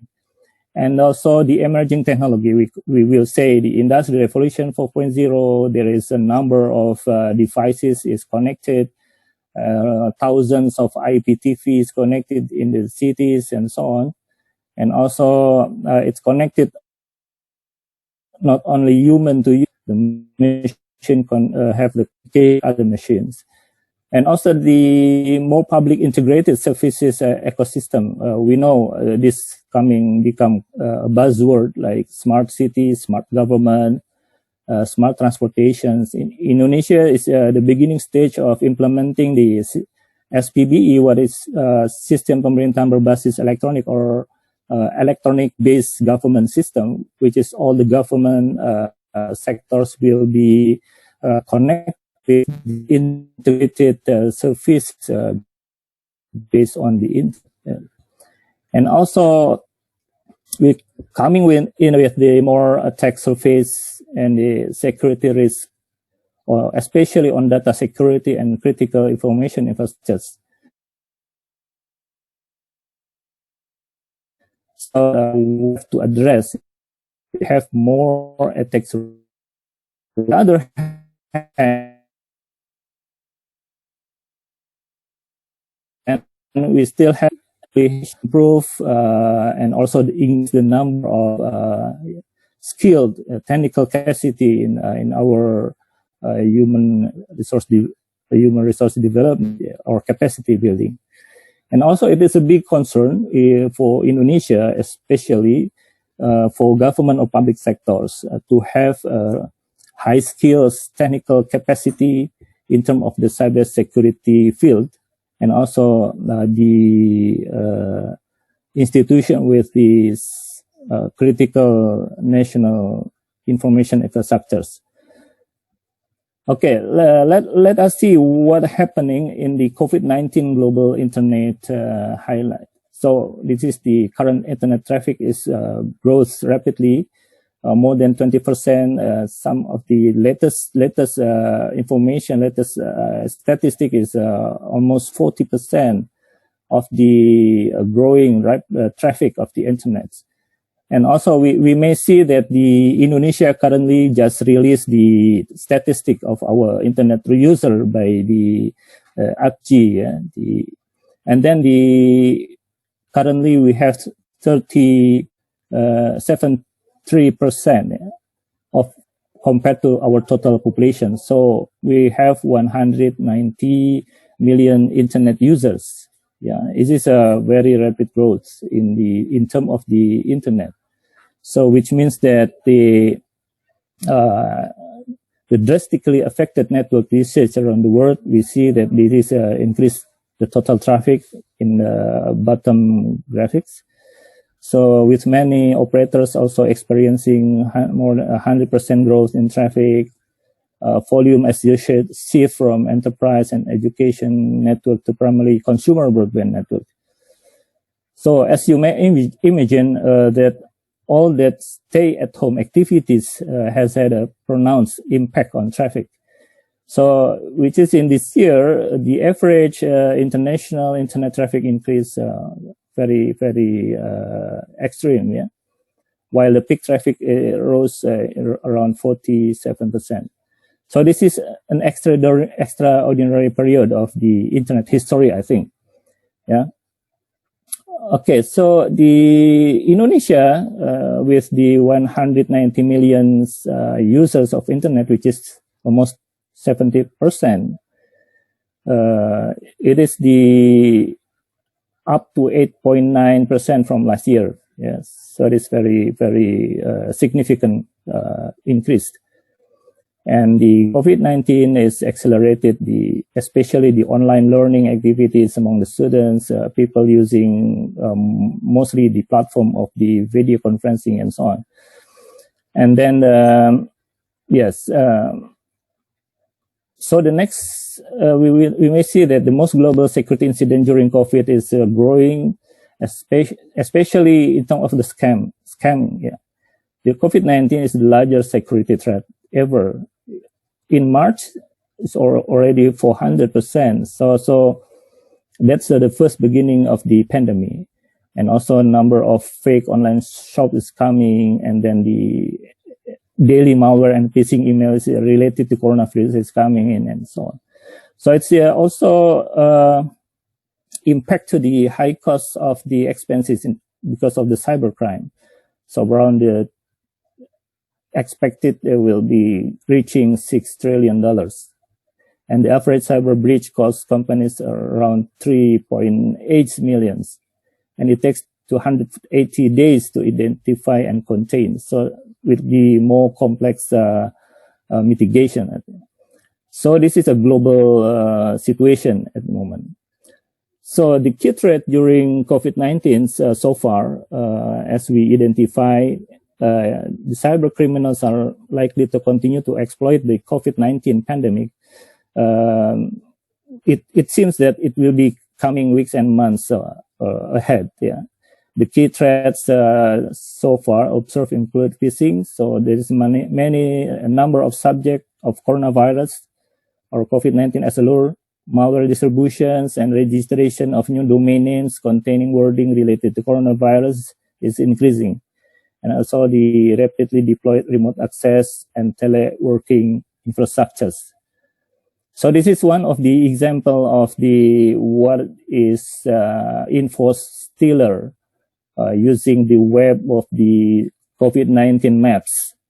But this website is stealing your information regarding or the credential, the credit card, and so on, because usually this happening at the first months, yeah, at the beginning months of the pandemic, because everybody want to know the information, the statistic, and so on. And so many victims, there is a number of victims because of the credential is stealed when they are accessing this website. And this is what happened in Indonesia as well. There is almost every day we might see the news regarding the data breach. So this is one of the example how we could see there is a number of data breach affecting the e-commerce side, financial, banking, and so on, and also number of activities in the social media. There is also the target, yeah, of the data breach attack.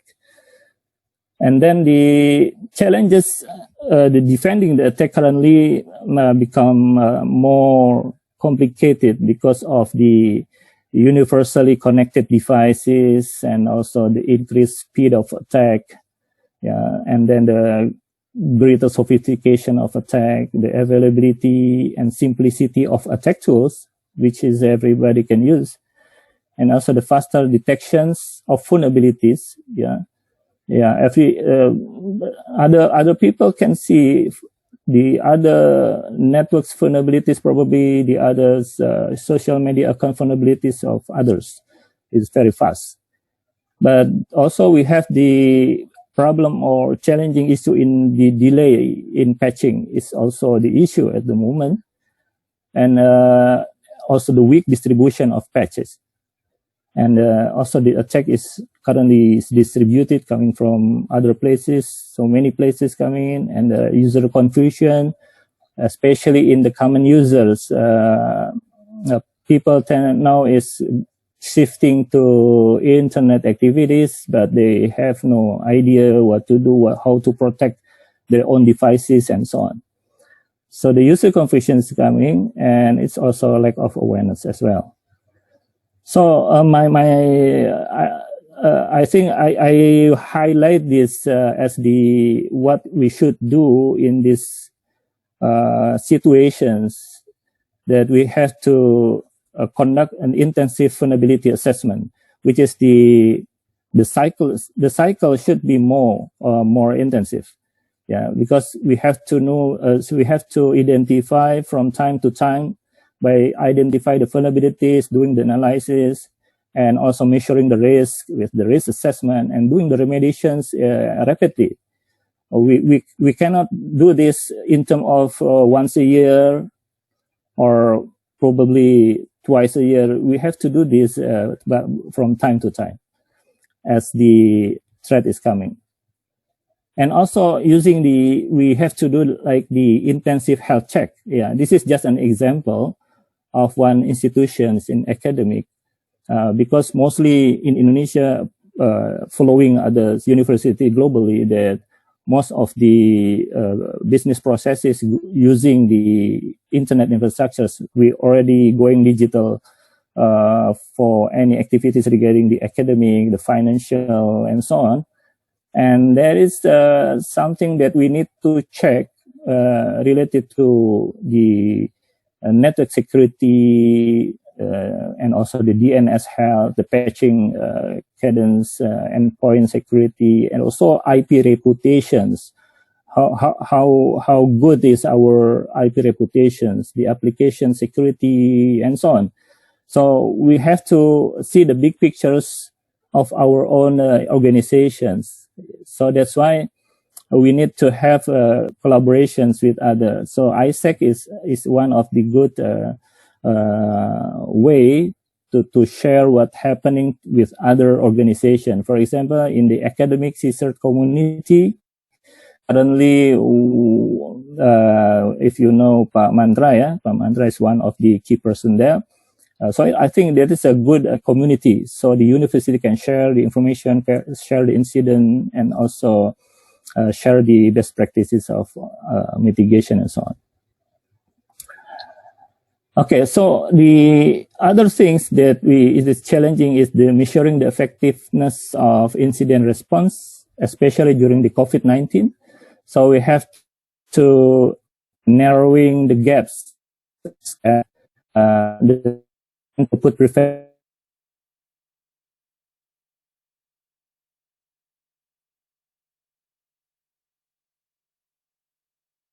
very intensive cycle, very fast rapid cycle. So we check the provision gap, make it narrow as much as possible, and check the detection gap, which is the time between actual breach and discovery.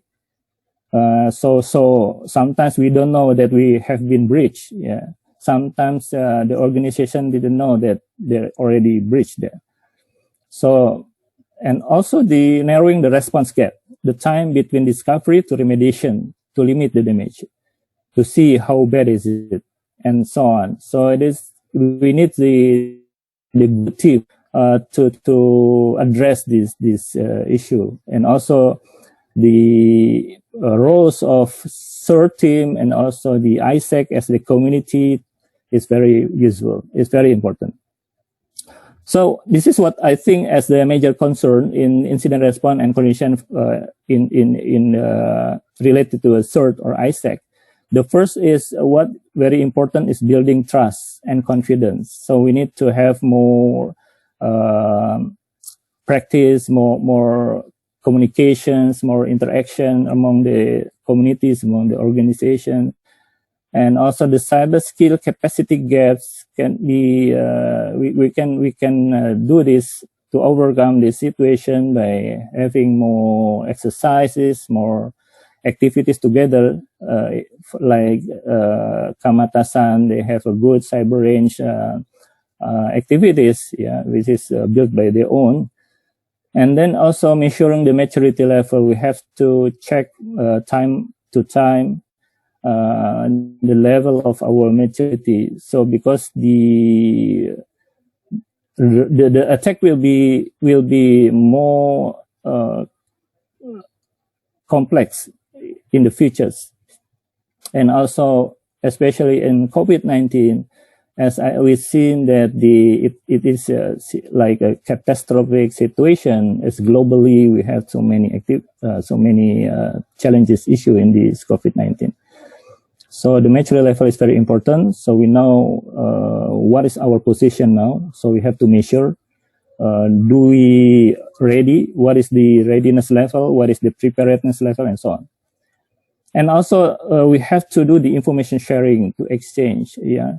We can create a number of ISAC, we can create a number of CSIRT communities, but it is not useful. It will be no useful if there is no information sharing, if there is no trust to share the information. It's just the organization. So it's just only the organization. If we could not do any information sharing or exchange among the organizations. So that's the important thing. So we have to make the collaborations and coordination. So it's good words from Kamata-san. Yeah, in cybersecurity, there is no competition. We have collaboration, but the collaboration itself is not enough. We need good coordination as well. Okay, so in a network, different organizations, we have to work together, even with competitors. So the effective network collaborations require trust. So hopefully that our event today is one part of how we can maintain trust. So we have to maintain our communication and also our relation with other cybersecurity person, I think. Okay, so that's from me, Pak Didin. Thank you very much for this time. Thank you. Thank you, Pak Salman, for kind presentation. That's very inspiring for us all. That in this pandemic situation, challenges in cybersecurity is not stopping, still continue, and still on the rise. That we have to put more attention. The attack is still coming. Resilience and are very important to keep our infrastructure safe. So I think all of the presentation, all of presenter and speaker, but we some question from the participant we need to answer. So please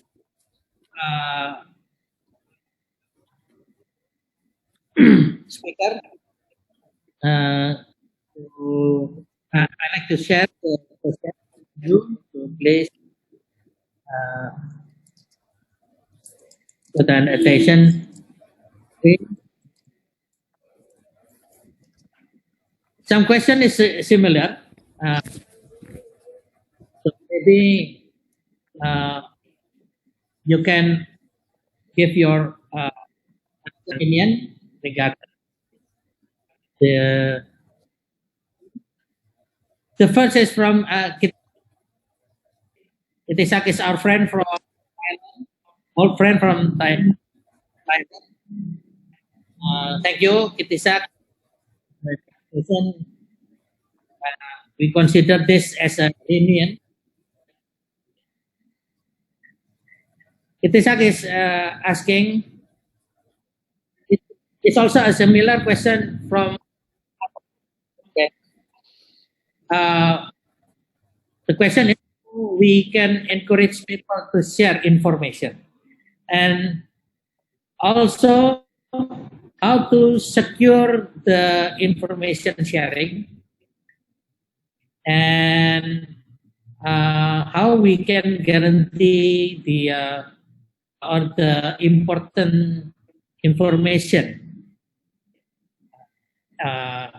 as a confidential part of the information sharing. Please share your idea or experience. Maybe Pak Zahri,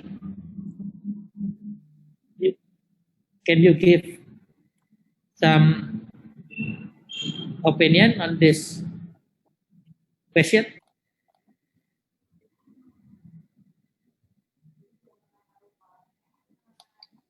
Zahri still mute? Yeah. Okay. Thank you, Pak Didin. I believe this is the first question, right? Yes, this is the first question. Yeah. How can we encourage people to share information? Please share your idea. Well, from my perspective, from the government perspective, and from the national view perspective, the for example, like in Malaysia, right, we do have several ISAC kind of focus group. For example, in banking sector, in telecommunication sectors, these are very active sectors. And in order for them to share the information, right, it's better to have a very, for me, it's better to have a focus group kind of discussion. For example, like banking sector, telecommunication sector. So because they share the same issues, they share the same problems, and for example, like cases, right, incidents, right, pertaining to, for example, financial sector. Of course, they very much want to share the information regarding their sectors in the particular group, not in in a bigger scale kind of the group. So I guess to have a very sectoral kind of ISAC, like financial sector, like telecommunication and telecom sector is very much helpful, for them to share information, regarding their particular issues. That's my take, Pak Didin.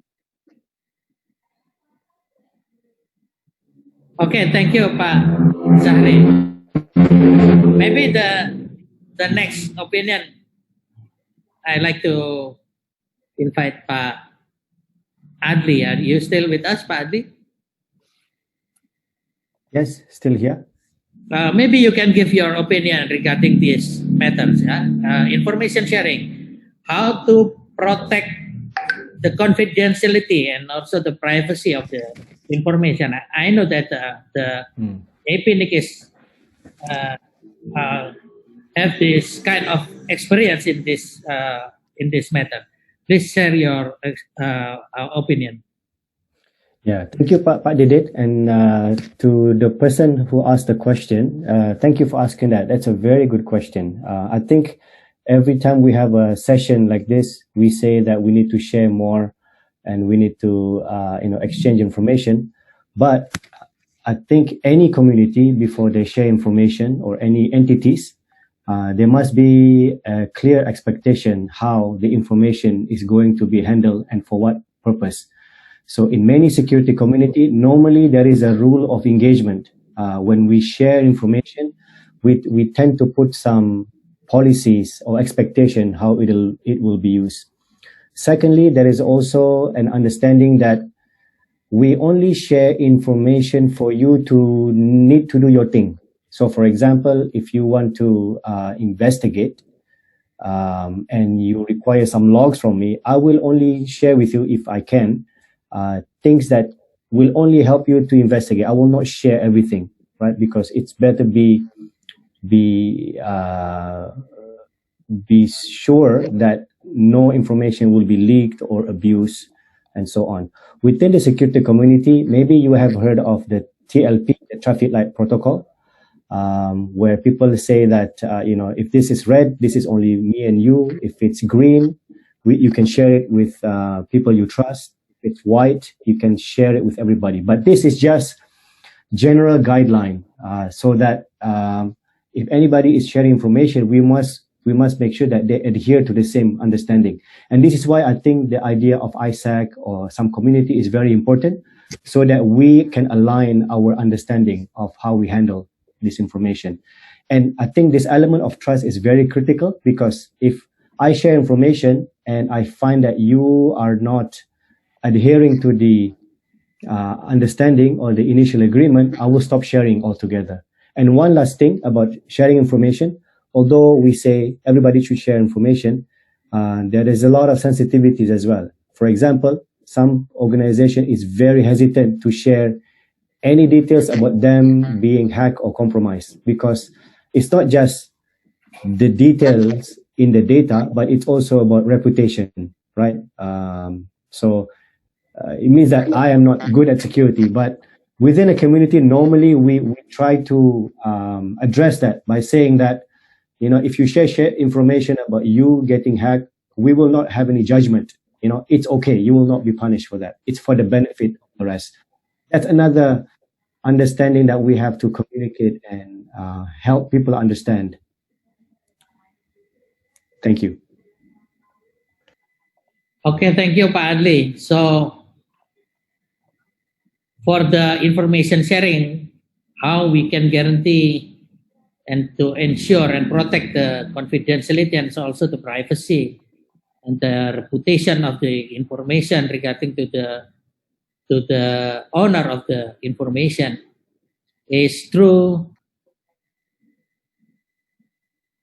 must agree, everybody that are contribute or related to the information sharing should be agreed on the same protocols. For example, the traffic light protocols. So that we can agree how we can exchange the information safely or securely. So thank you again, Pak Adli, for your kind of share. And the next question will be, I have to select. This is the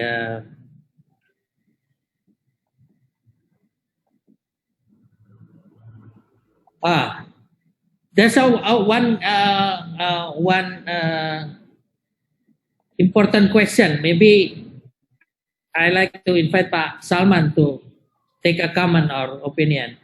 There's a question: how we can convince the management or the people to put more attention on cyber security or resilience before the incident happened. So maybe you can experience. Thank you, Pak. Thank you, Pak Didin. I think this is a good question. Yes, one of the challenging things in the organizations is to convince the high-level management or the decision maker in the organizations. Some of my friends are working in the cybersecurity unit or department in the organizations or certain companies. They talking about what is the best way to convince them. Yeah, sometimes they have the difficulties to propose a budget or propose the solutions for the cybersecurity, and the management will say that because of there is nothing happened so far, as Pak Adli said. It's not easy to convince. But there is another way that's more effective. If we would like to convince the management, don't talk in the technical matters of cybersecurity, but tell them about the risk, tell them about the loss, tell them about how they will facing the problem with the reputation and so on. So we have to tell them, because the preventions will be still have a lower cost rather than to recover everything. Recovery will be very high cost, and then make it in the way of how to estimate the risk and show them if there is no action to do these things, that they will be facing the risk. They will be facing the serious problems after hit by an attack. So probably if we can show them the risk of these things, it make it easier to convince the management level. And I think it works so far. Yeah. So don't say about the really technical matters with them. That's my opinion, Pak Didin. I think probably from the others will have more clear. Okay, thank you, Pak Salman. I think it's a very, very difficult question, because every organization have their own uniqueness, right? So maybe there is no common approach for this kind of matter, but we have to try our best in every way to convince the management.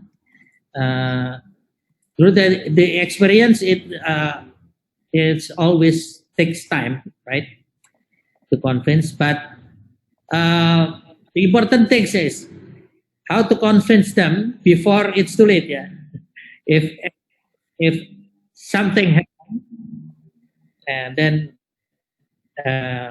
we have to consider a lot more. Yeah. Maybe because of the limitation of the time, maybe I will give the final question to Prof. Eko. Prof. Eko, are you with us? Always, forever and ever. Okay, but Prof. Eko, there's a final question. And countdown. Yeah, I also want to ask you to give a conclusion also regarding this topic today. So there's an opinion that cyber resilience is an extension of cybersecurity. Please explain and please give your opinion and conclusion regarding this question, and also the topic for today. Please. Okay. Before I answer this question, I will ask the question to Didin. Didin, what is the most powerful? What is the most powerful medicine to face the COVID-19? What is the most powerful strategy to fight or to be endured from COVID-19? What do you think, Mr. Didin? How to face the COVID-19 in a very effective way? To do nothing, maybe. Increasing your body immunity, right? Right, yeah. There is resilience. Resilience, yeah. So, if you are an organization, you have security, means that you have your system control for your safety. Like in our body, how to secure our body, we eat, we have our lifestyle, we select what we choose to eat, we do the exercise, correct? We eat vitamin C so that we have a good endurance, we have a good antibody. Resilience is about the antibody of the organization. Cybersecurity is not enough. You have to keep it running, updated. You have to practice. You have to experience it. Yeah. And then it will grow as your organization grows. It's like your body. Your body will create your antibody as you grow. Begitu Didin. Jadi Bapak Ibu sekalian, resilience akan terbentuk ketika kita berjalan. So if you get hacked, it's good for you because it creates antibody. So if you have somebody stealing something for your organization, it's good for your learning exercise to create your awareness, to create your create your literacy, to create your quotients, so that you can create your antibody if something happens. And one thing that is very important in resilience process is learning, because many organizations, after being attacked, they return or they try to return to the original situation without learning. Learning is very important because, like your body, learning is about creating your new antibody. So that if everybody is trying to attack you, you have your defense, you have your mitigation strategy, you have your strength, yeah, and you have the way to come back to the original position. And of course, it's getting better and better. As a conclusion, because everybody talk about ecosystem, and my name is Eco, this is my system. My last quote I give it the present for Indonesian CISRT, yeah, Pak Rudi Lumanto and other friend. Congratulations for the establishment of the CISRT in Indonesia, CSIRT.ID. And this is my quote: trust, sharing, and collaboration are the most valuable assets within cyber resilience. It is a priceless entity. Thank you. Thank you so much, Prof. Eko. For your quote, very excellent and meaningful for us. So I think that's the conclusion from Prof. Eko that conclude all of this session, panel session today, in this morning. So I would like to thank to all of the speakers. Thank you for your participation and thank you for your presentation, sharing, and also this is again as a reunion with a new but old organization. CSIRT.ID is a newly established organization, but we are all the same people, the old people. So I hope we can collaborate more. We can have more experience and work together. And also thank you to all of the participants. I will remind you that this is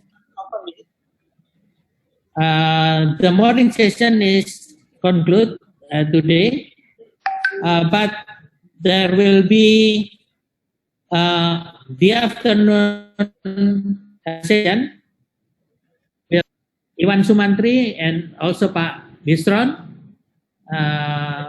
starting from 1 p.m. Yeah, in this afternoon. Yes, sorry for to take a interruption, break. Maybe maybe after that break. Sorry for interruption, Pak Didin. Okay, I will give you the session to Ms. Rama. Thank you, everybody. Sorry for interruption, Pak Didin.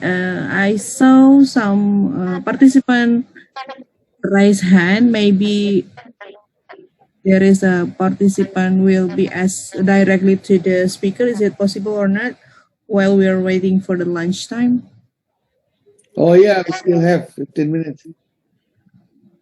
10 minutes? Yeah, because it will be available for the. Let him eat.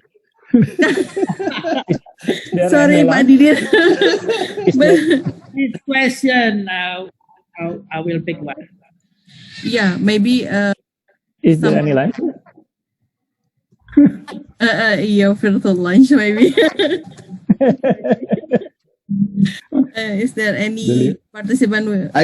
Didin. Yes. I saw Professor Hoga Saragir joining us. What is the question, Professor Hoga? Hoga, ask question. Oh, that is the question here. I have a question to Pak Rudi Lumanto. Wow. I'm not a panelist. I don't care. No, everybody, this is the first CSIRT webinar. When will be the second? Oh, okay. The second maybe. Inshallah. 2 years. We will have the second in the next year. Oh, next And, year, so 3 weeks from now. 2 weeks. Next year, we will have one year in next year. Oh, it's annual, yeah? Annual. Okay, thank you. And also, we will also with cooperation with Team Time Camry. Oh, we great. have underground economic conference. Whoa, that's good. That's good. And maybe. So because it's underground, we will not have the link, yeah? You have to find the link.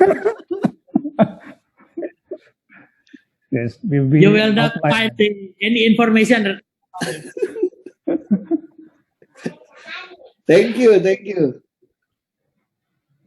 Prof Eko, we try to we try to have this kind of fun every month if possible, yeah.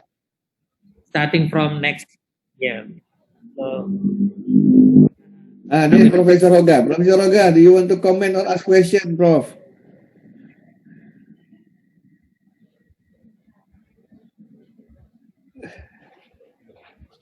Maybe we can ask some comment from the panelists as a.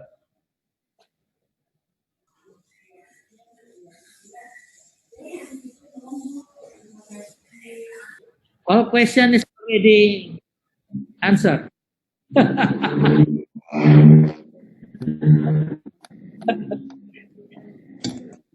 Thank you, Prof Eko. Thank you. Tuh, Prof Hoga. Please, Prof. My question is how to build the culture to cyber resilience.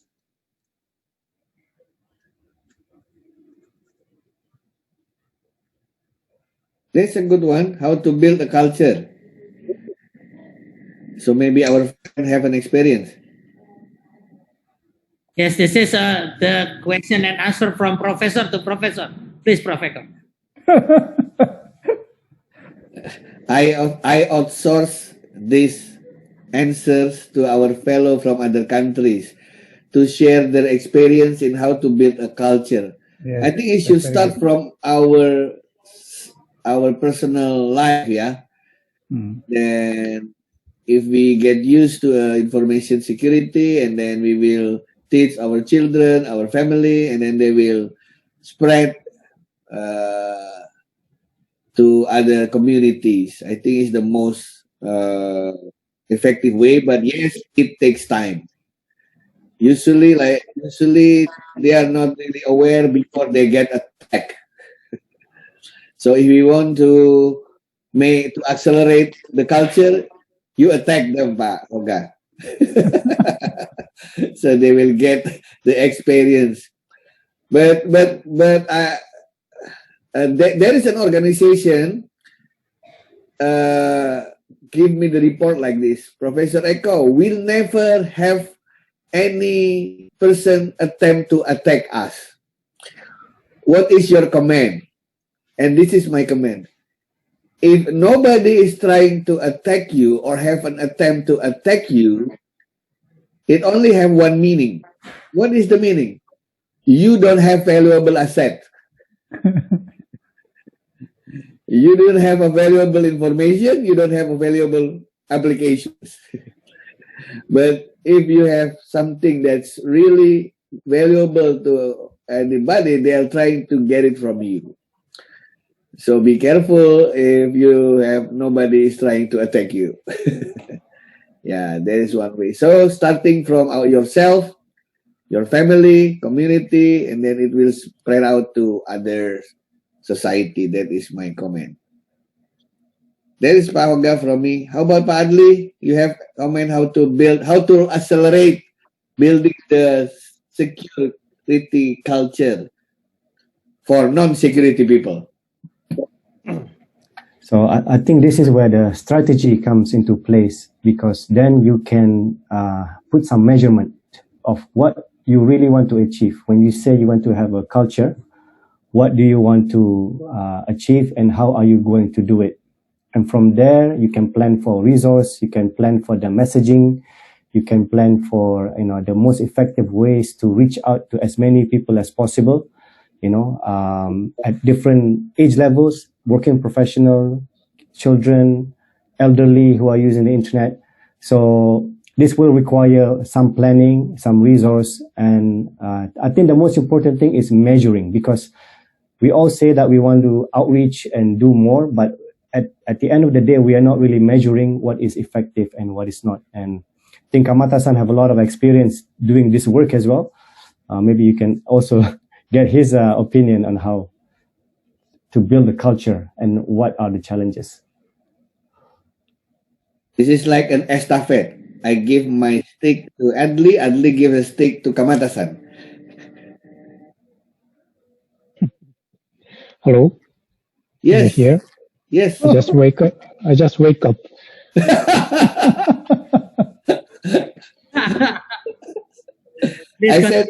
sent you Kentucky, Kamata.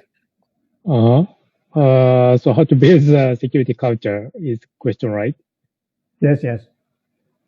Yeah, so it's the building culture is same as building security culture is building culture in organization or like a business culture or other cultures, any kind of culture. So it basically take time to make everyone have a same understanding on some specific topic or something. Especially the security culture is difficult because if people don't care about security, so everyone want to try to follow the easy ways. So it really need take the some of the like leaders have to very strong passion to enhance the security culture in the organization, and also like a daily effort of the keep telling people like security is important, please be careful about the malware or dangerous links. So that kind of the daily small effort can build security cultures, and it takes at least 6 months or several years in in large organization. So you can consider how to change people's mindset. It is same as changing the people's mindset for other direction. It takes time. We need to give them like many example, many information, many experience, and many of the people have to say same thing. So that's kind of the multiple approach is important to making people's mind go to other directions. That is my opinion.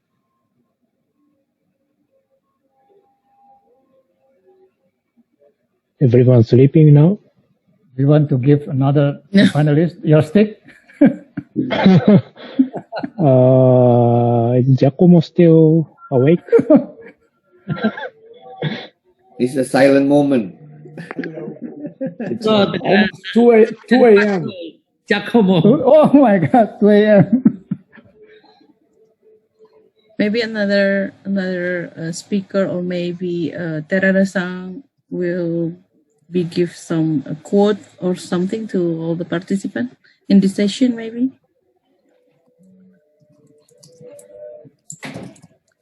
Jacomo, maybe you can continue. Yeah, it's what I see on my daily job. No, it's security. It's a daily exercise. And the way to make that to become something natural to you as a cultural thing needs to be part of your mission. No, so you need to understand what is the mission of your company, of your who you work for, and needs to come up down. You need to practice that every day. To the point that things are so natural. Like somebody sneeze and you say, bless you, right? It's automatic, So that's the level of when you see the cultural, of security, have, succeed, it has to be natural, and it is important because of the best line of defense is going to be us, the humans, Yes. The systems, we make mistakes, we expect the mistakes. There are even ways to calculate the number of mistakes a system may have. But, we can do better. This is the message I always give to everyone, is that, don't complain. Don't accept the no's. That I don't have backup, I don't have skills, I don't have knowledge. Stop with the no's. And be part, and engage. A small contribution is already a big contribution, when we are talking about security. Okay, thank you. Interesting, Jacomo. So the best device is human firewall. Interaction. We have to create firewall in the human perimeter.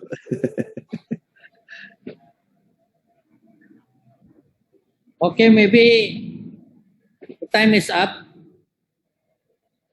So thank you again to all of the speaker and participant for your participation and your kind of sharing. I give back the session to Secretariat, to Ms. Rahma. Maybe you have announcement for the next session, afternoon session, please. Thank you, Pak Didin. Thank you for all the speakers. Thank you for joining this webinar. And then thank you also for the participant that's still here. And then we will be continue for second session at 1 p.m. So please come back. Don't leave the Zoom. We will be standby in this Zoom session. And then the next session will be Pak Bisyron Wahyudi at 1 p.m. So let me close this first session, and we will be continuing second session at 1 p.m. Thank you and have a nice lunch. Thank you. Thank you. Please enjoy the lunch, everybody. Please enjoy the lunch. Bye. In the breakout session, we have lunch. I'm going to sleep. The speaker will be join the breakout. Mr. Jacomo, you want going to sleep, yeah? Yeah. Please have a good dream. Yeah. Mr. Masato, Mr. Kamata, thank you. Thank you very much. Yeah. Thank you. Thank you. Thank you, Pak Salman. Very fruitful. If you want to have lunch, thank you. You can join us in the Dr. breakout Zahri, room. thank you. So all the speaker will be sent to breakout room, is it? Yes. Yes, for lunch. Oh, wait a minute.